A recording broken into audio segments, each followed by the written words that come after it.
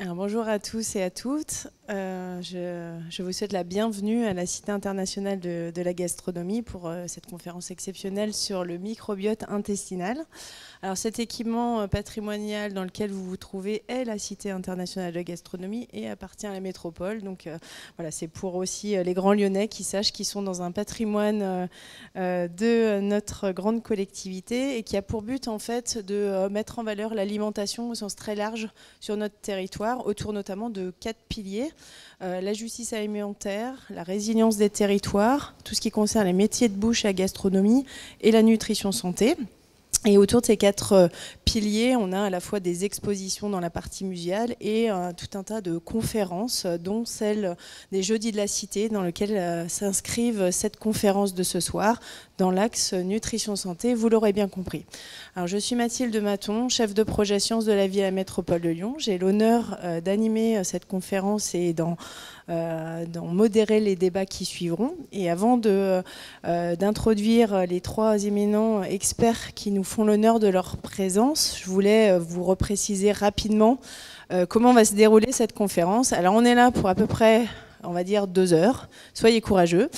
On va commencer par 3 exposés de nos intervenants qui vont s'enchaîner. Donc ça va être un petit peu descendant, mais très instructif. Ensuite, une table ronde que j'animerai où je leur poserai quelques questions complémentaires. On finira par un temps d'échange avec vous tous d'une 30aine de minutes.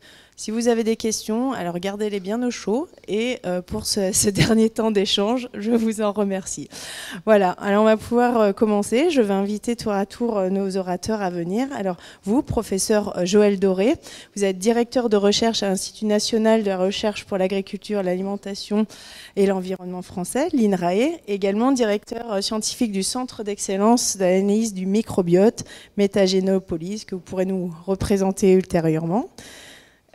Éminent chercheur, vous êtes en quelque sorte le leader mondial du microbiote, spécialiste de la métagénomique, qui a permis de caractériser ce qu'on appelle le microbiote intestinal. Alors toutes ces notions vous seront reprécisées. Vous avez découvert les liens entre microbiote intestinal et certaines maladies chroniques, neurodégénératives et neuropsychiatriques. Donc vous nous présenterez qu'est-ce que le microbiote, son fonctionnement, quand il fonctionne bien et quand il fonctionne moins bien, le concept de dysbiose. Donc je vous remercie. Vous pouvez prendre place si vous le souhaitez. Professeur Tristan Ferry. Vous êtes chef de service adjoint maladies infectieuses tropicales aux Hospices civils de Lyon. Vous êtes infectiologue, expert des infections ostéo-articulaires et l'actuel président du CryoArc.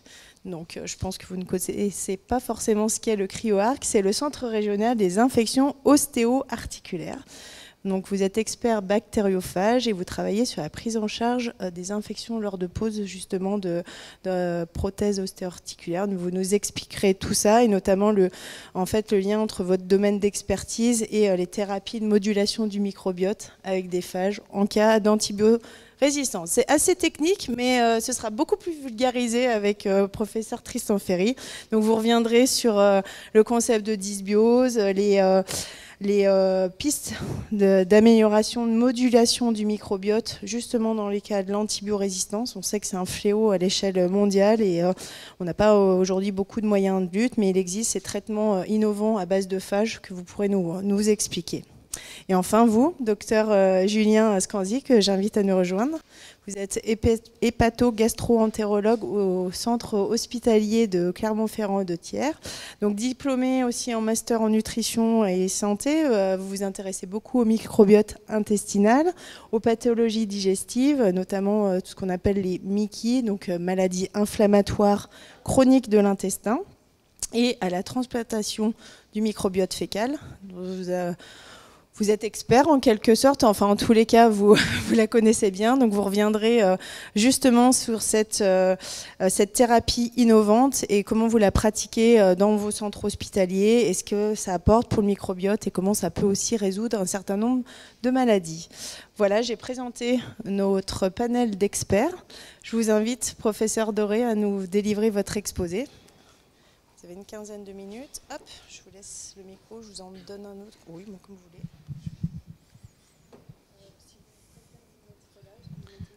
Je vais mettre au milieu. Bonjour, bonsoir à tous et toutes. Donc, je suis directeur de recherche à INRAE et je suis, comme on l'a dit, directeur scientifique d'une structure qui s'appelle Métagénopolis, qui a été financée dans le cadre des programmes Investissement d'avenir pour apporter cette compétence de caractérisation du microbiote avec des outils moléculaires. Ça va devenir un petit peu transparent dans ma présentation. Et j'ai une présentation que j'ai intitulée « La symbiose humain-microbiote ». Prévention et thérapie de l'humain microbien. Donc je vais insister beaucoup sur le fait que vous êtes humain, mais vous êtes aussi microbien. Et même si on nous apprend que les microbes sont d'abord et avant tout des agresseurs, en fait, je vais essayer de vous convaincre que finalement, ils nous apportent énormément de fonctions bénéfiques et positives. On est humain et microbien, on a des microbes sur la peau, et puis au niveau de toutes les interfaces avec le monde environnemental dans lequel on est.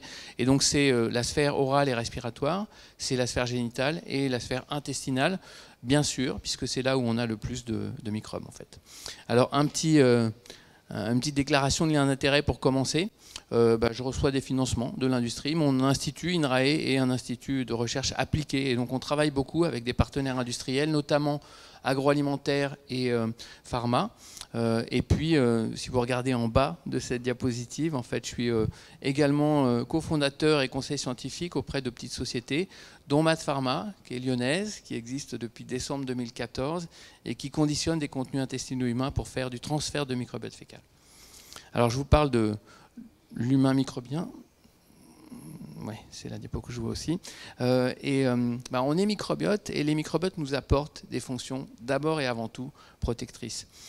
Si on regarde en bas à gauche, on est 50 000 milliards de bactéries, chacun de nous. Il y a aussi des levures, des champignons, des phages, des archées, des virus. Et puis on est 50 000 milliards de cellules humaines, à peu près équivalent en fait. Les microbes nous apportent à travers leurs gènes des fonctions protectrices en agissant comme régulateurs. J'évoque ici endocrino-métabolique. En fait, c'est un lien entre les microbes et la façon dont on gère notre métabolisme. Un lien potentiellement avec l'obésité ou le diabète. Régulateur immuno-inflammatoire. Donc un lien potentiellement avec les MICI, les maladies inflammatoires chroniques de l'intestin, ou les maladies inflammatoires systémiques, en fait, au sens large. Protecteur antimicrobien. Chaque fois qu'on mange un morceau de fromage, on a 100 milliards de microbes qu'on ingère, des bactéries, des levures, des champignons. Et en fait, aucune de ces espèces ou de ces souches ne va s'implanter dans nos intestins parce que nos microbes, qui sont là, en fait, établis, n'autorisent pas l'implantation des microbes de l'environnement. Et heureusement pour nous. Et puis, ce que j'appelle régulateur neurovégétatif ici, ça fait référence au fait que nos microbes intestinaux parlent à tous nos organes, tous nos tissus. Envoient des signaux à travers tout l'organisme et ça touche la façon dont fonctionne le foie, dont fonctionne le cœur, dont fonctionne même le cerveau. Alors en face des 23 000 gènes du génome humain, donc nos gènes humains à nous, et qui sont les mêmes dans toutes nos cellules, on a en moyenne 600 000 gènes microbiens, des bactéries, des levures, des champignons, comme je l'évoquais. Et on a beaucoup travaillé sur la comparaison entre des patients et des sujets sains dans différentes maladies avec des outils qui permettent de caractériser les gènes, justement. Un peu comme on séquence le génome humain, aujourd'hui on sait séquencer l'intégralité des gènes du microbiote intestinal humain en travaillant principalement sur des selles, en fait. Et ça nous a conduit à mettre en évidence ce qu'on a appelé la dysbiose dans différentes pathologies. C'est un peu les grandes maladies de société moderne, celles dont on reconnaît aujourd'hui l'augmentation d'incidence incontrôlée. En fait, l'OMS nous dit qu'une personne sur 4 sera concernée par au moins une et souvent plusieurs de ces maladies en même temps d'ici 2025, donc très très bientôt. Et on a pu décrire cette dysbiose dans des maladies qui concernent le système nerveux central, comme les troubles du spectre de l'autisme ou la dépression résistante, des maladies intestinales, évidemment, les maladies inflammatoires chroniques ou les syndromes de l'intestin irritable. J'ai cité ici aussi des maladies hépatiques. Dans tout ce qui concerne le métabolisme avec le diabète, avec l'obésité, avec la stéatose ou la NASH ou la cirrhose, et puis avec des maladies allergiques ou des maladies strictement immunitaires, comme des maladies auto-immunes par exemple. Et puis je cite également l'immunothérapie du cancer, donc un traitement moderne, j'ai envie de dire, ou récent du cancer, dans le cadre duquel on a montré que la composition du microbiote a vraiment une incidence sur le statut des patients, répondeurs ou non répondeurs.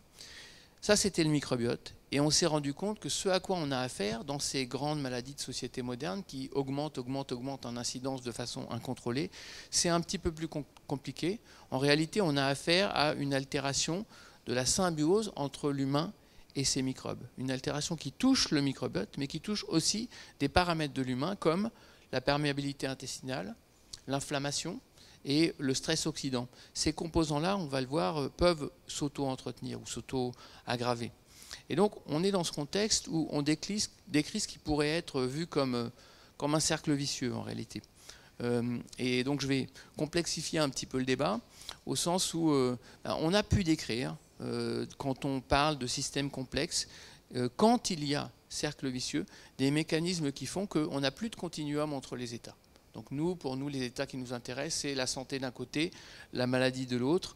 Et ce qu'on décrit, c'est des situations où potentiellement, on va pouvoir basculer dans un état de pré-maladie ou de maladie qui va être entretenu par un cercle vicieux. Le cercle vicieux, c'est ce qui relie l'altération du microbiote, souvent une perte de richesse, en fait, qui est un des premiers paramètres qu'on voit bouger.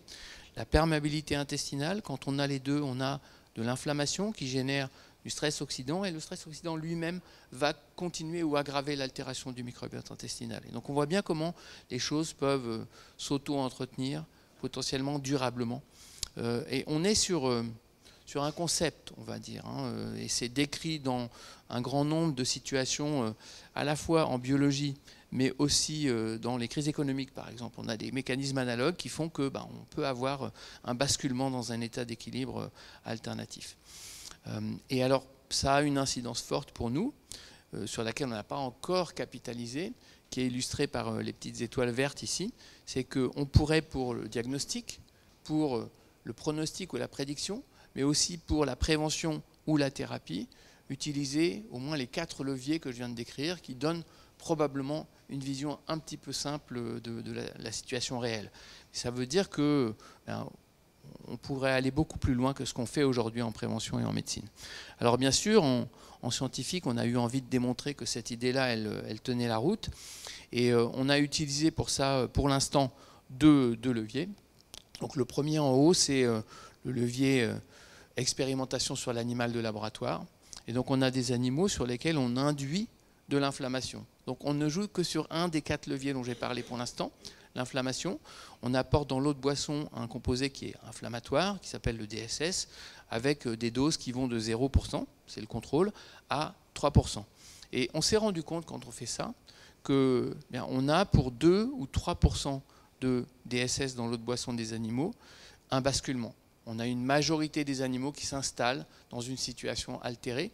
Et c'est vraiment un basculement dans la mesure où on regarde nos animaux 40 jours après avoir fait ce processus d'induction. Et 40 jours après, on a des animaux qui sont installés dans une situation où leur paroi intestinale est altérée et leur microbiote est altéré. Et donc c'était le premier élément de preuve de concept finalement, et puis on a retravaillé ça sur des données humaines, des données d'une étude américaine dans la rectocolite hémorragique, qui est une des grandes maladies, une des grandes MICI, en fait, des maladies inflammatoires chroniques de l'intestin. Et nos collègues avaient suivi près de 300 enfants pendant 1 an à travers le traitement standard qui fait appel à l'utilisation d'immunosuppresseurs et de corticoïdes, et montraient que dans cette étude, après 1 an, seulement 30% des enfants revenaient à un état normal qu'on appelle l'état de rémission dans une maladie chronique dont on ne sait pas guérir aujourd'hui en fait, quoi. Mais revenaient quand même à un état de rémission. Seulement 30%. Et ce qu'on a montré dans nos travaux, c'est que si on prend comme paramètre le microbiote et la calprotectine, qui est un biomarqueur d'inflammation, on se rend compte que plus cette combinaison de paramètres est altérée, plus les chances de revenir à l'état de rémission sont faibles en fait. Et donc on propose dans ce contexte-là que quand on montre que si on devait agir que sur l'inflammation, il faudrait atteindre des niveaux négatifs de calprotectine, de biomarqueurs d'inflammation, ce qui est impossible. Donc on voit que c'est difficile. Si on joue que sur le microbiote, il faudrait avoir un microbiote plus sain que sain pour arriver à seulement sur ce paramètre remettre les choses d'aplomb. Finalement, la combinaison des deux pourrait potentiellement permettre, dans un nombre de patients plus important, de revenir à l'état initial. Je pense qu'on reparlera un petit peu de ces concepts avec l'intervention de Julien Scanzi tout à l'heure. Donc quelques messages à ce niveau-là. La dysbiose peut être vue ou doit être vue comme une altération de la symbiose entre l'humain et ses microbes. Donc vous êtes microbien et il faut entretenir cette relation avec vos microbes, au risque sinon de voir les choses se dérégler et potentiellement de se dérégler durablement. La cible de prévention, par l'alimentation par exemple, ou de thérapie, devrait être la symbiose également, c'est-à-dire pas seulement, comme on le fait en médecine aujourd'hui, en fait, les symptômes et notamment l'inflammation, mais pourquoi pas la combinaison des différents paramètres. Et puis on a des éléments de ce que j'appelle consensus actuel au niveau scientifique sur la description de la dysbiose. Donc quand les choses se dérèglent, on décrit des paramètres au niveau du microbiote. Souvent c'est une perte de richesse ou une atrophie. C'est une perte des microbes normalement dominants qui sont sensibles à l'oxygène et au stress oxydant. Et c'est souvent, comme l'espace écologique est libéré, une prolifération des microbes qui sont normalement sous-dominants, normalement contrôlés et qui sont souvent pro-inflammatoires. Et puis on a aussi des signaux au niveau des métabolites ou de ce que produisent les microbes, et c'est certaines toxines, c'est certains composés qui sont surreprésentés, et puis au contraire, c'est des composés qui sont sous-représentés, qui sont plutôt protecteurs. J'indique ici le butyrate en fait, ou certains acides biliaires secondaires qui peuvent être protecteurs quand tout va bien. Et puis c'est aussi des paramètres de l'autre que j'ai évoqués, donc la perméabilité intestinale, l'inflammation, le stress oxydant. Les modulateurs de la symbiose microbiote hôte sont pas totalement décrits aujourd'hui. On sait que vont jouer sur les paramètres de la symbiose quand on étudie des grandes cohortes de patients, donc plus de 10 000 individus, les traitements médicamenteux. On sait que les antibiotiques altèrent beaucoup le microbiote intestinal, mais pas seulement. Il y a énormément de médicaments qui ont un effet important sur le microbiote et sur la symbiose plus globalement. On sait que la nutrition va jouer un rôle, et on sait que le mode de vie ou les habitudes de vie vont aussi être impactants. On voit que sur les médicaments, c'est une prescription, mais sur la nutrition et sur le mode de vie, on va pouvoir jouer finalement sur ce qui va permettre d'entretenir un bon état de notre symbiose. Et puis j'ai quelques diapositives pour illustrer un petit peu ce qui pourrait être l'avenir du domaine, notamment en termes d'application, en fait, ce qui pourrait être des applications servant les besoins de la société en termes de prévention ou en termes de traitement. Alors je ne vais pas décrire l'aspect transfert de microbiote fécal que fera mieux que moi Julien Scanzi tout à l'heure, mais je vais parler de deux aspects. Le premier aspect, c'est monitorer ou analyser, évaluer le microbiote et la symbiose. Et puis le deuxième, c'est restaurer le microbiote et la symbiose avec, vous allez le voir, des composés alimentaires. Et donc, ce qui nous fait penser qu'on va très rapidement maintenant pouvoir avancer sur un terrain qui s'appuie sur la possibilité de faire cette photographie du microbiote intestinal et d'en faire un outil utile pour le médecin notamment, c'est qu'on a pu documenter quelques paramètres qui sont vraiment importants, et c'est ce que je veux illustrer ici. Donc vous avez une petite courbe qui décrit la distribution de la population humaine en fonction d'un paramètre très simple qui est la richesse en gènes du microbiote. Et donc on a de moins de 200 000 gènes par individu à presque 1 million ou un petit peu plus en fait. Et ce que l'on voit ici, c'est que quand dans une population de près de 300 individus, c'est la courbe noire, on sépare les individus obèses ou les individus non obèses, obèses en orange ou non obèses en vert, on a une distribution qui est ce qu'on appelle bimodale. Donc on a une fraction de population à gauche avec un microbiote pauvre et une fraction de population à droite avec un microbiote riche. Et c'est inhabituel finalement. Les paramètres, habituellement, la distribution de population pour les paramètres de la biologie humaine, elles sont telles qu'on a une courbe en chapeau en fait. C'est tout le monde qui se distribue de façon homogène autour de la moyenne. Là, c'est pas ça. On a des individus qui sont installés dans une situation où leur microbiote est pauvre et des individus qui ont un microbiote riche. Et on a pu documenter, c'est ce qui est en bas, le fait que le paramètre microbiote pauvre est vraiment défavorable. Dans le surpoids, dans l'obésité, il est associé à des paramètres métaboliques, c'est le cholestérol ou les triglycérides altérés ou de l'inflammation. Et puis, au-delà de ça, il est prédicteur. Les gens qui ont un microbiote appauvri sont ceux qui ne vont pas répondre à une restriction calorique dans l'obésité. On fait une restriction calorique pour perdre du poids, mais aussi pour améliorer l'inflammation, les paramètres de diabète, etc. Ben voilà, les gens qui sont sur la partie gauche de cette courbe, qui ont un microbiote pauvre, ils ne vont pas répondre. Et c'est prédictif. Donc on peut effectivement donner cette information aux praticiens, aux cliniciens nutritionnistes, pour qu'ils l'utilisent dans la façon dont il va prendre en charge ses patients. De la même façon, être du côté microbiote pauvre, c'est prédictif d'une sévérité plus grande et d'une progression plus rapide dans les maladies du foie. La progression qui va de la stéatose du foie gras en fait, à la NASH, puis à la cirrhose par exemple, et ultimement à la nécessité de faire une transplantation hépatique, on a là aussi un prédicteur. Et puis c'est prédictif d'une moindre survie sans progression dans des contextes de traitement du cancer, pour le mélanome, pour le cancer du poumon, pour le cancer du rein. Prédictif là encore, c'est-à-dire qu'on fournit cette information au praticien et il sait avant même de commencer son traitement d'immunothérapie que le patient probablement ne va pas répondre au traitement. Et donc on voit bien comment la prise en charge pourra être adaptée pour faire un petit peu mieux que ce qu'on fait aujourd'hui. C'est prédictif d'une moindre survie après une greffe de moelle osseuse dans le cancer du sang, qui est un peu le traitement ultime, qui permet de guérir normalement, mais ça ne marche pas à tous les coups. Et quand on a un microbiote pauvre, on est moins avantagé par rapport à ça. Et c'est prédictif d'une complication qu'on appelle la maladie du greffon contre l'hôte, quand on fait justement cette greffe de moelle osseuse dans le traitement du cancer du sang. Et donc on voit comment un paramètre simple du microbiote pourra servir demain à la médecine. Alors j'ai indiqué en haut à gauche des paramètres qui sont nécessaires pour ça. Il faut des standards, il faut que la technologie utilisée pour caractériser le microbiote donne les mêmes résultats si elle est faite en France, en Australie ou aux États-Unis. Aujourd'hui, on a ça pour certaines technologies, pas toutes, de caractérisation du microbiote intestinal. Il faut des données sur des grands nombres. Et donc, j'ai un petit clin d'œil à faire ici pour le projet le French Gut, le microbiote français, qu'on a débuté en septembre dernier et qui vise pour nous à recruter en France 100 000 volontaires, dont vous pouvez faire partie en fait. Et donc, on vous citera le site internet et puis il y a une petite vidéo qui vous le présentera plus en détail. Et puis, il faut aussi l'évidence des bénéfices cliniques. Il faut effectivement que le médecin soit rassuré par la science sur le fait qu'en prenant en compte cette information microbiote, il va mieux prendre en charge son patient. Et ça, c'est à construire. Et puis, il faut l'éducation des patients et l'éducation des praticiens aussi. Souvent, l'éducation des patients est aussi bonne ou quelquefois un petit peu plus avancée que celle des praticiens, j'ai l'impression, si bien qu'on a des patients qui arrivent chez le médecin avec des questions sur leur microbiote. Enfin, c'est ce que me disent les collègues gastro-entérologues. Et puis, j'ai une ou deux dernières diapos pour illustrer comment une approche qui combine la gestion du microbiote et des paramètres de l'autre dont je vous ai parlé jusque-là, la perméabilité, l'inflammation, le stress oxydant, permettrait peut-être de faire mieux chez les patients. Alors on est ici sur un modèle animal qui est le modèle souris qui est utilisé pour valider les médicaments antidépresseurs.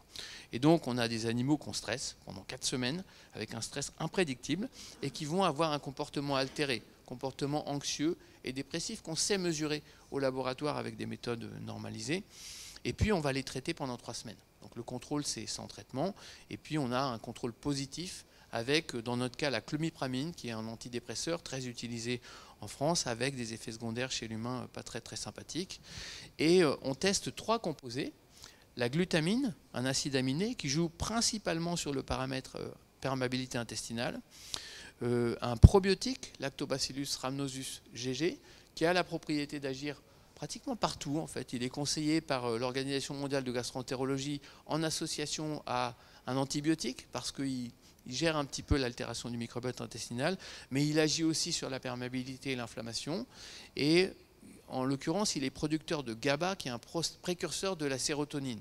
Et donc, potentiellement, il augmente la concentration de sérotonine au niveau du cerveau. Et puis, on a aussi la curcumine, qui est un polyphénol, qui joue comme anti-inflammatoire et antioxydant en apport alimentaire. Et ce qu'on a montré, c'est qu'on a testé en fait ces 3 composés alimentaires, 1 par 1, 2 par 2 et les 3 ensemble. Et ce qu'on a montré, c'est on va regarder plutôt ce qui est entouré en bleu clair, en fait à droite sur ces illustrations qui, à gauche, vous parlent du comportement anxieux, à droite, vous parlent du comportement dépressif des animaux. Quand on met les 3 composés ensemble, on fait aussi bien avec 3 composés alimentaires qu'avec un médicament antidépresseur sur un modèle animal, sur un modèle souris. Et donc on a commencé il y a 2 mois un essai clinique chez des patients traité pour une dépression et résistant à la première ligne de médicaments antidépresseurs. Alors non pas en remplacement du traitement, mais en accompagnement du traitement pour voir si on peut augmenter la réponse des patients au traitement antidépresseur. Donc le message ici, c'est des actifs alimentaires qui, combinés, montrent un effet synergique d'une efficacité comparable à un médicament antidépresseur. Donc pour conclure, une altération de la symbiose entre l'hôte et ces microbes peut induire une perte de fonction protectrice et on va pouvoir avancer sur le terrain de l'évaluation, ce que j'appelle ici monitorer, en intégrant à la fois l'information microbiote et l'information des paramètres un peu classiques en fait pour le laboratoire de biologie de l'hôte. Et puis on va pouvoir aussi tenter de diminuer le risque par la nutrition. Et là aussi en essayant, comme j'ai essayé de l'illustrer, d'agir sur les différents paramètres au-delà de ce que j'appelle les basiques, c'est-à-dire ce qu'on s'attend à avoir comme effet bénéfique pour, par exemple, des oméga 3 ou des minéraux ou des vitamines. Et puis, on va pouvoir progresser sur la gestion de la symbiose et notamment restaurer la symbiose en ciblant et le microbiote et les paramètres de l'hôte avec une place vraiment cruciale pour la combinaison des actifs qui jouent aux différents niveaux de la symbiose humain-microbe. Voilà, je vous remercie de votre attention et avant de conclure, je vous invite à prendre soin de votre symbiose, bien sûr.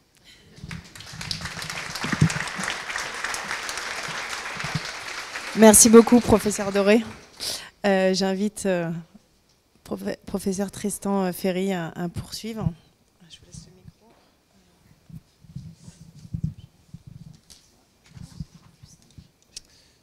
Bien, merci infiniment pour l'invitation, de me donner l'opportunité de vous présenter un petit peu ce qu'on fait. Donc on va parler de la dysbiose et la diffusion de l'antibiorésistance. Donc moi je suis infectiologue à l'hôpital de la Croix-Rousse à Lyon. Je coordonne donc le CRIOAC, vous voyez le logo là, c'est le centre de référence des infections hosto-articulaires complexes. Vous pouvez les voir sur notre site web crioac-lyon.fr.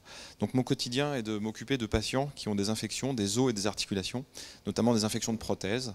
Et en fait je pense que je suis le plus gros destructeur de microbiote de cette salle, parce que tous les jours je prescris beaucoup d'antibiotiques, plusieurs mois, parfois plusieurs années, et parfois des patients qui gardent des antibiotiques toute leur vie. J'ai à charge de comprendre en fait les dégâts que je peux créer, et j'ai à charge de développer des thérapies innovantes comme la phagothérapie, qui est en fait de traiter des infections bactériennes avec des virus naturels qui sont capables d'infecter donc des bactéries d'intérêt, notamment si vous êtes infecté à un staphylocoque doré. On peut avoir donc des phages actifs dans un environnement qu'on peut purifier et qu'on peut être amené à utiliser. Ça reste une indication très exceptionnelle, mais c'est pourvoyeur d'espoir, y compris dans l'antibiorésistance. Alors, je suis infectiologue et en fait, lorsqu'on regarde l'histoire de la médecine, on se rend compte que, hors Covid évidemment, toutes les maladies infectieuses, beaucoup d'entre elles ont pu être, on est capable de les prévenir grâce à la vaccination et on est capable de traiter les infections bactériennes communes avec des antibiotiques. Donc on a vu réduire la mortalité pour des causes infectieuses de manière très importante et ce qu'on voit, ça a déjà été dit, c'est une multiplication de tout un tas de pathologies chroniques dont on pense de plus en plus, et on a un niveau de preuve qui est croissant, qu'elles peuvent être liées à une dysbiose, donc un déséquilibre au niveau du microbiote intestinal. Donc on a une amélioration des conditions de vie, on a une amélioration de la durée de la vie, et puis on a des facteurs environnementaux qui nous entourent, dont des voyages, la mondialisation, la prise d'antibiotiques, qui peuvent avoir un rôle finalement sur notre microbiote intestinal, le dérégler et générer possiblement tout un tas de pathologies. Alors lorsqu'on s'intéresse à ça, ça devient vertigineux et on devient aussi potentiellement parano dans le sens où on a tendance à rattacher tout un tas de pathologies en fait, qu'on connaît tous à un désordre du microbiote. Alors est associé à une dysbiose, le diabète, l'obésité, les pathologies inflammatoires de l'intestin, des pathologies inflammatoires systémiques, des pathologies du système nerveux central, possiblement donc des cancers du côlon ou d'autres cancers.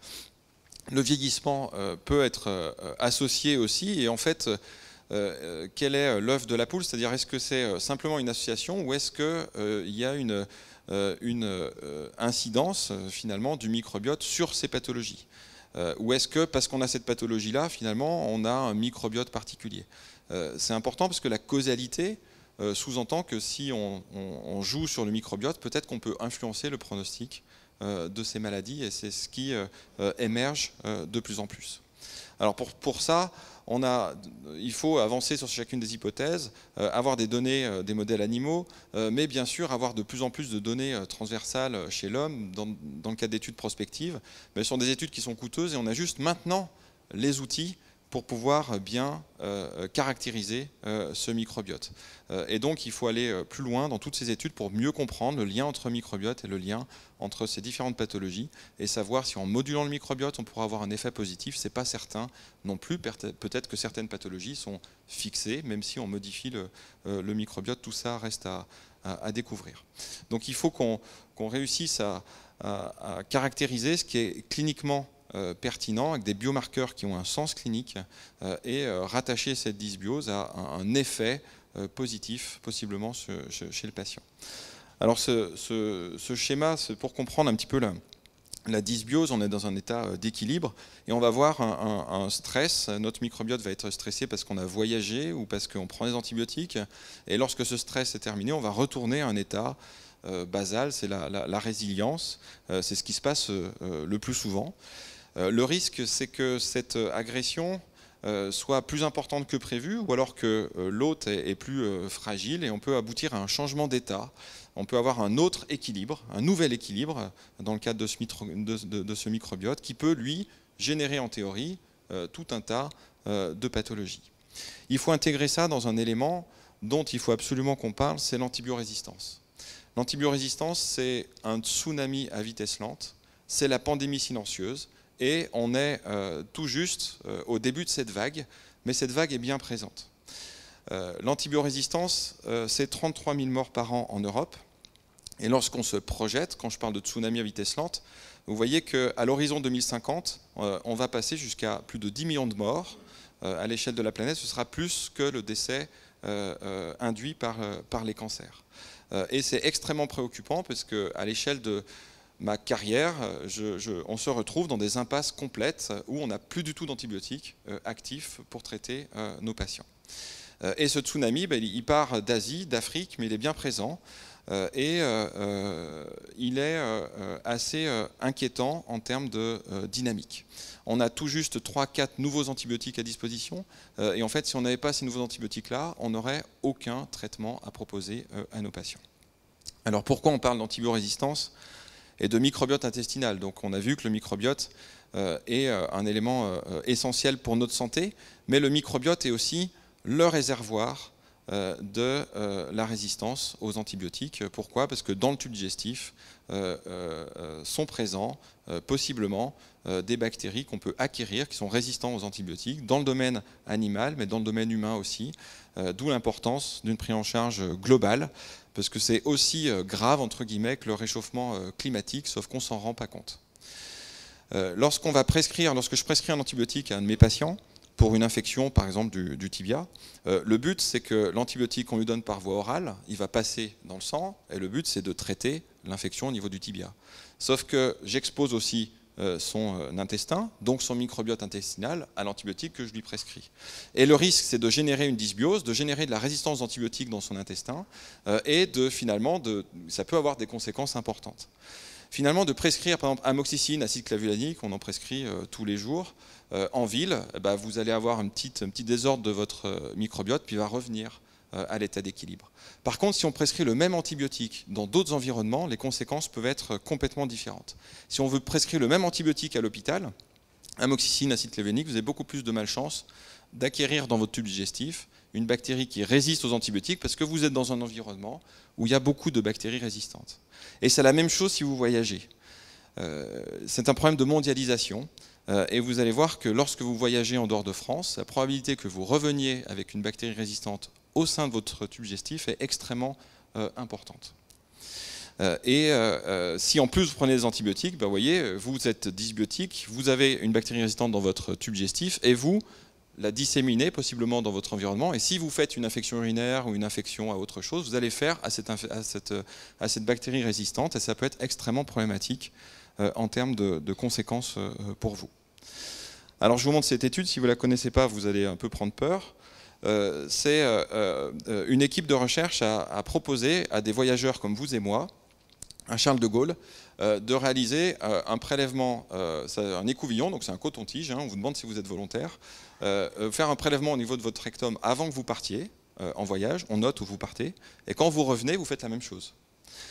Et qu'est-ce qu'on se rend compte? On se rend compte que, voici la carte, quand vous voyagez en Inde, pour le travail ou autre, lorsque vous revenez à Charles de Gaulle, dans 79% des cas, vous êtes porteur d'une bactérie multirésistante dans votre tube digestif. Alors c'est extrêmement effrayant, et vous voyez que c'est un problème mondial, encore une fois, du même niveau que le réchauffement climatique. Alors vous allez me dire, mais est-ce qu'on l'élimine? Ben oui, puisque vous changez d'environnement. Vous revenez dans un environnement qui est le vôtre, et ce qui est d'un côté rassurant, vous voyez sur cette courbe, c'est qu'en 3 à 6 mois, cette bactérie qui est présente dans votre tube digestif, vous n'êtes pas malade, mais petit à petit vous allez l'éliminer parce que vous retrouvez un microbiote d'équilibre qui permet sans doute cette élimination de cette bactérie résistante. Mais par contre, tant que vous êtes porteur, si vous faites une infection urinaire ou un autre type d'infection, ou si vous êtes hospitalisé, vous allez relarguer dans cet environnement cette bactérie résistante, et si vous faites une infection, ça va être très difficile de vous traiter. Et ce qu'on voit, c'est qu'en fonction de la région visitée, cela joue. Si vous prenez des antibiotiques en plus du voyage, cela joue. Et si vous faites de la diarrhée, qui est un marqueur aussi de désordre digestif, vous êtes également plus à risque d'acquérir cette bactérie résistante dans votre tube digestif. Alors quelles sont les pistes d'amélioration? Quelles sont les pistes de modulation du microbiote dans le cas précis de l'antibiorésistance? On entend antibiorésistance présent au sein du microbiote. Donc déjà, il faut avant tout comprendre, et on a les outils maintenant pour comprendre le lien entre certaines maladies et microbiote. Et il faut absolument réussir à comprendre le lien entre microbiote, dysbiose et acquisition de bactéries résistantes aux antibiotiques. Il existe donc les études de cohorte sont essentielles, et il y a un groupe d'études du microbiote aux HCL dont c'est le but de comprendre et d'étudier donc toutes les pathologies liées au microbiote. Il existe quelques pistes, notamment d'inactiver des antibiotiques résiduels dans le tube digestif pour que vous puissiez être traité pour votre infection, mais que les antibiotiques qui restent dans le tube digestif puissent être éliminés. On peut parler aussi de phagothérapie, donc des virus naturels qui infectent des bactéries données.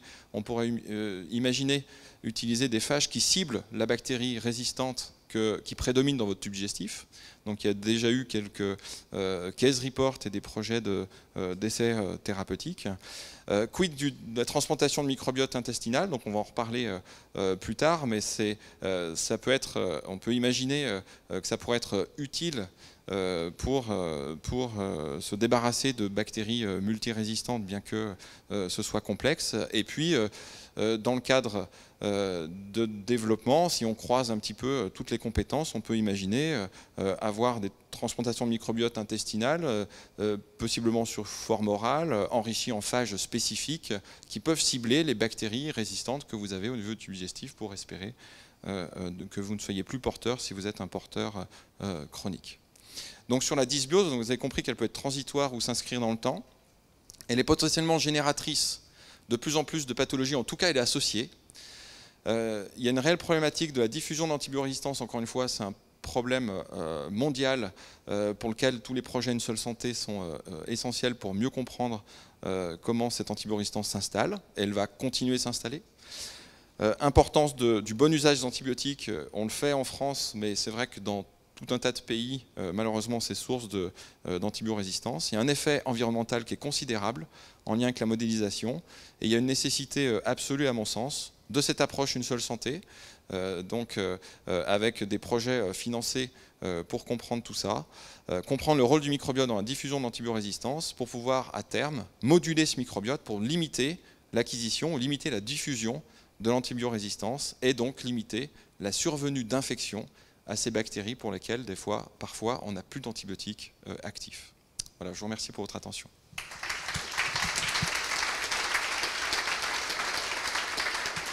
Merci beaucoup. J'invite le docteur Julien Scanzi à nous faire sa présentation plutôt justement sur la transplantation de microbiote intestinal, avec une petite vidéo très instructive. Bonsoir à tous. Ouais. Je vais passer à l'heure du dîner, vous parler de transplantation fécale. Du coup, je vais commencer par ça. Est-ce que vous avez une idée de ce que c'est que cette chose ? C'est une bactérie, hein. On ne parle que de bactéries, donc c'est une très jolie bactérie, comme ça on peut penser qu'elle est inoffensive, qu'elle est gentille. Eh bien pas du tout, c'est une bactérie particulière qui s'appelle Clostridioides difficile. Maintenant on l'appelle comme ça, avant c'était Clostridium difficile, mais ça reste globalement la même bactérie. C'est une bactérie qui est pathogène et qui est même souvent mortelle quand on est très fragile. Je vous en dis quelques mots. C'est une bactérie qui est à l'heure actuelle à l'origine de la première cause de diarrhée infectieuse nosocomiale et qui est responsable en France de plus de 1000 décès par an. Le fait qu'elle soit pathogène, qu'elle soit méchante, elle est liée au fait qu'elle sécrète parfois des toxines qui sont néfastes, qui sont toxiques pour notre gros intestin. Ça va entraîner une colite, une inflammation sévère de notre gros intestin, et donc ça va retentir sur notre organisme avec une diarrhée sévère, parfois du sang, parfois de la fièvre. Le principal facteur de risque d'attraper cette bactérie, d'être infecté par cette bactérie, c'est d'être porteur d'une dysbiose intestinale assez sévère, dont la dysbiose, comme on vous en a parlé sur les précédents topos, et notamment c'est le cas chez des patients hospitalisés qu'on met sous antibiotiques. Le traitement de cette bactérie, de cette infection, en premier lieu, c'est des antibiotiques qu'on appelle vancomycine ou fidaxomycine, peu importe. Le problème de cette bactérie, c'est que malheureusement, dans un certain nombre de cas, dans 25 à 40% des cas, après avoir arrêté les antibiotiques, la diarrhée reprend.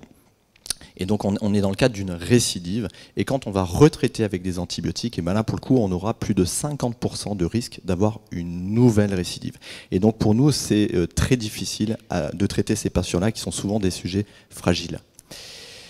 Est intervenu ces dernières années un nouveau traitement, une sorte de game changer, qui est la transplantation de microbiote fécal, et qui a vraiment révolutionné la prise en charge de ces infections récidivantes.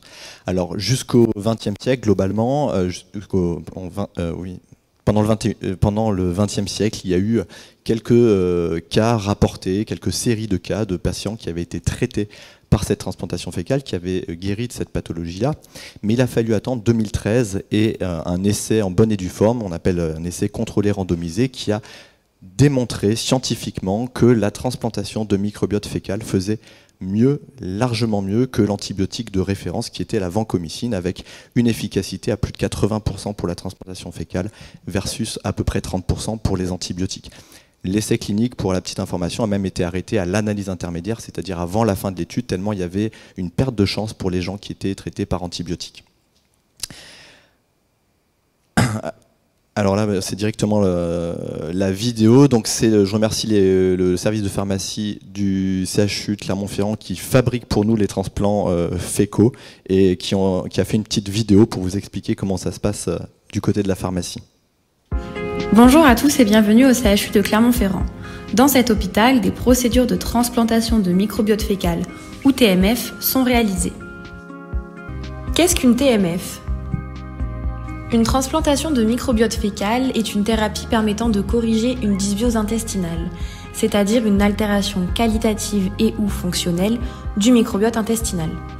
Cette méthode consiste à corriger la dysbiose en introduisant une préparation de sel d'une personne non dysbiosique dans le tube digestif d'un patient dysbiosique afin de reconstituer une flore équilibrée. Comment sont sélectionnés les donneurs ? Lorsqu'un potentiel donneur se présente, un bilan d'entrée est réalisé afin de déterminer son éligibilité. Ce bilan d'entrée consiste à répondre à un questionnaire et à réaliser une visite médicale comprenant un examen clinique complet. Le questionnaire vise notamment à faire une rétrospective de ses antécédents médicaux, de ses potentielles comorbidités et une analyse de son mode de vie. Si le donneur remplit les critères du questionnaire, il effectue un bilan biologique comprenant 3 échantillons de sel et 1 échantillon de sang afin qu'il soit analysé. Sur chaque échantillon, des examens bactériologiques, virologiques ou encore parasitologiques sont réalisés. Une fois que toutes ces étapes ont été effectuées et ont montré que la qualité, la sécurité et l'efficacité du don seraient assurées, la période de don peut commencer. Au CHU de Clermont-Ferrand, les périodes de don s'étalent sur 8 semaines. Depuis la crise sanitaire de la Covid-19, le risque SARS-CoV-2 est à prendre en compte. En effet, des tests PCR sur les selles ainsi que nasopharyngés sont effectués durant toute la période de don, en plus de ceux réalisés lors du bilan de début et de fin de période de don. Par ailleurs, lors de chaque don, un questionnaire jour du don est complété par le donneur afin de s'assurer qu'aucun changement majeur de santé ou de mode de vie pouvant interférer avec la qualité ou la sécurité du don ne s'est produit depuis le bilan d'entrée et les examens sur échantillon. À la fin de la période de don, un bilan de sortie similaire au bilan d'entrée est de nouveau effectué. Les préparations réalisées pendant toute la période de don et placées en quarantaine sont libérables et dispensables dès lors que tous les résultats des bilans d'entrée, de sortie et intermédiaires reviennent conformes aux spécifications. Comment réalise-t-on la préparation ? Au laboratoire de pharmacotechnie du CHU de Clermont-Ferrand, les préparations pour TMF sont réalisées dans 2 lieux distincts en raison de contraintes techniques locales. Les préparations pour TMF sont des suspensions d'une quantité déterminée de sel d'un donneur sain dans un solvant auquel on additionne un agent cryoconservateur, le glycérol, qui permet sa conservation sur une période plus longue. Dans le bol du blender, mettre la quantité de sel préalablement pesée. Ajouter la solution de glycérol. Mixer le tout de manière intensive pendant un temps suffisant afin d'obtenir une préparation homogène. Une fois la préparation suffisamment mixée, filtrer pour éliminer les résidus non liquides. Sur un entonnoir, placer une ou plusieurs gaz tissés et verser la préparation. Réaliser l'opération plusieurs fois si nécessaire jusqu'à obtenir une préparation convenable. Répartir équitablement les suspensions dans des pots supportant la congélation à -80 degrés. Ne pas oublier de prélever un alicot de la préparation pour l'échantillothèque.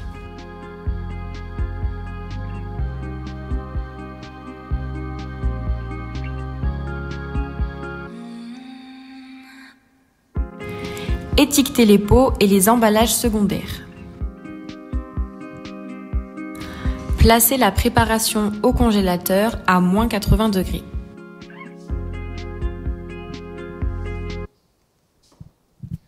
Voilà, bon, on a quand même la chance à Clermont que ce soit les pharmaciens qui fassent ça. J'avoue, on est très content. Ils sont plutôt habitués à faire des médicaments, de la chimiothérapie, de la nutrition. Et là, depuis une dizaine d'années, ils font les transplants fécaux. Merci à eux. Donc, vous l'avez vu, le but de ce transfert de sel, de cette transplantation de microbiote fécal, c'est de retrouver, pour le patient malade porteur d'une dysbiose, de lui redonner un microbiote équilibré, diversifié, plus propice à une symbiose et à une meilleure santé, et pour essayer de le guérir en tout cas de cette infection à Clostridioides difficile. Donc là vous le voyez, ce n'était pas la diapositive qui était prévue au début, mais en tout cas le parallèle avec la forêt, en gros en bas à gauche c'est quand on est en symbiose, en gros tout est bon, et quand il y a une déforestation on enlève une grande partie du monde végétal, et probablement qu'il y a une incidence majeure sur le monde animal également, qui est censé vivre en symbiose avec le monde végétal, et il n'y a plus du tout d'équilibre. Et c'est un petit peu la même chose qui se passe dans cette infection à Clostridioides difficile. On se retrouve dans l'état d'une forêt déforestée, et le but de la transplantation de microbiote fécal, c'est de revenir dans l'état d'une forêt riche, etc.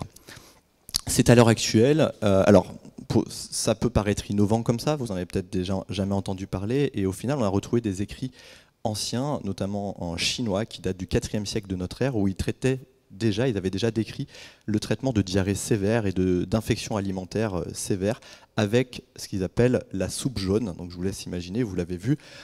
Tout ça dans la Cité internationale de la gastronomie.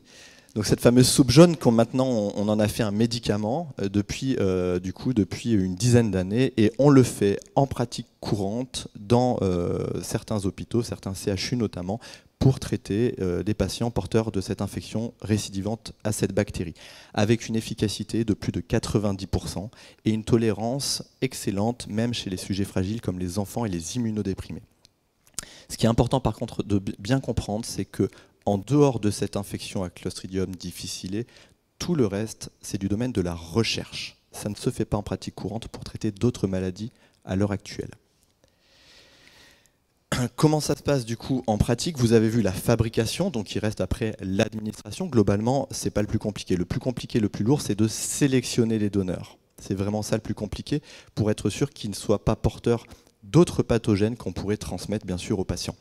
L'administration, elle est beaucoup plus facile, elle se fait chez un patient à qui bien sûr on aura expliqué ce qu'on allait lui faire, pourquoi on allait lui faire ça.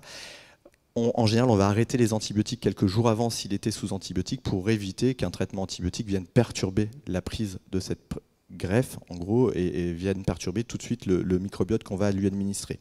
On va lui faire une préparation colique comme avant un peu une coloscopie pour ceux qui en ont déjà eu. La transplantation fécale, quand elle est faite à partir de selles congelées, bien sûr, il y aura une phase de décongélation. Et ensuite, l'administration pourra se faire soit par voie haute, par une petite sonde qui passe du nez jusqu'en dans l'estomac ou dans l'intestin grêle, par nasofibroscopie, donc c'est comme une fibroscopie où on passe par le nez avec un tout petit endoscope après avoir fait une anesthésie locale. Et une fois qu'on est dans l'intestin grêle, on fait passer le transplant. Par coloscopie, par lavement rectal et maintenant même également par gélule, soit de selles congelées, voire même de selles lyophilisées parfois. C'est une procédure qui est très simple et qui se fait en ambulatoire. On garde le patient en surveillance quelques heures pour être sûr qu'il n'y ait pas de souci particulier. Globalement, la sécurité et la tolérance de cette transplantation fécale, elle est excellente. Les principaux effets secondaires, ils sont légers et bénins. C'est par exemple des ballonnements, un inconfort abdominal, parfois un peu de fièvre, des nausées.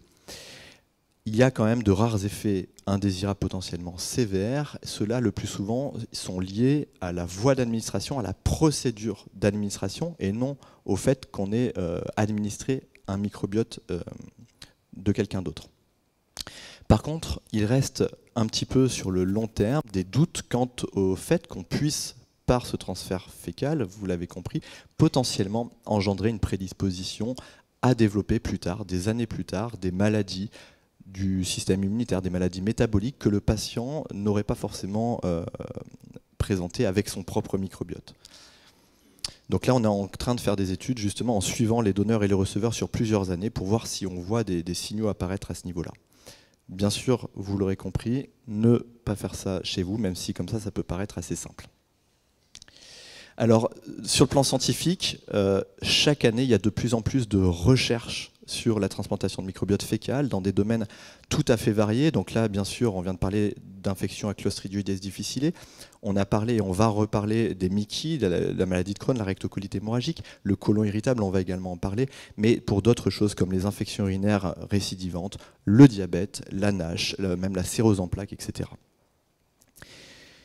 Et là, si on prend maintenant quelques exemples, juste pour vous illustrer que c'est en recherche dans d'autres choses que cette infection, je vais prendre l'exemple du syndrome de l'intestin irritable, du côlon irritable, qui est en fait une maladie extrêmement fréquente, puisqu'entre 4 et 15% de la population française et probablement mondiale est embêtée avec ce syndrome, qui associe en fait des problèmes de transit, des douleurs abdominales et des ballonnements, et avec l'absence d'anomalies, que ce soit sur les prises de sang, sur les coloscopies, etc.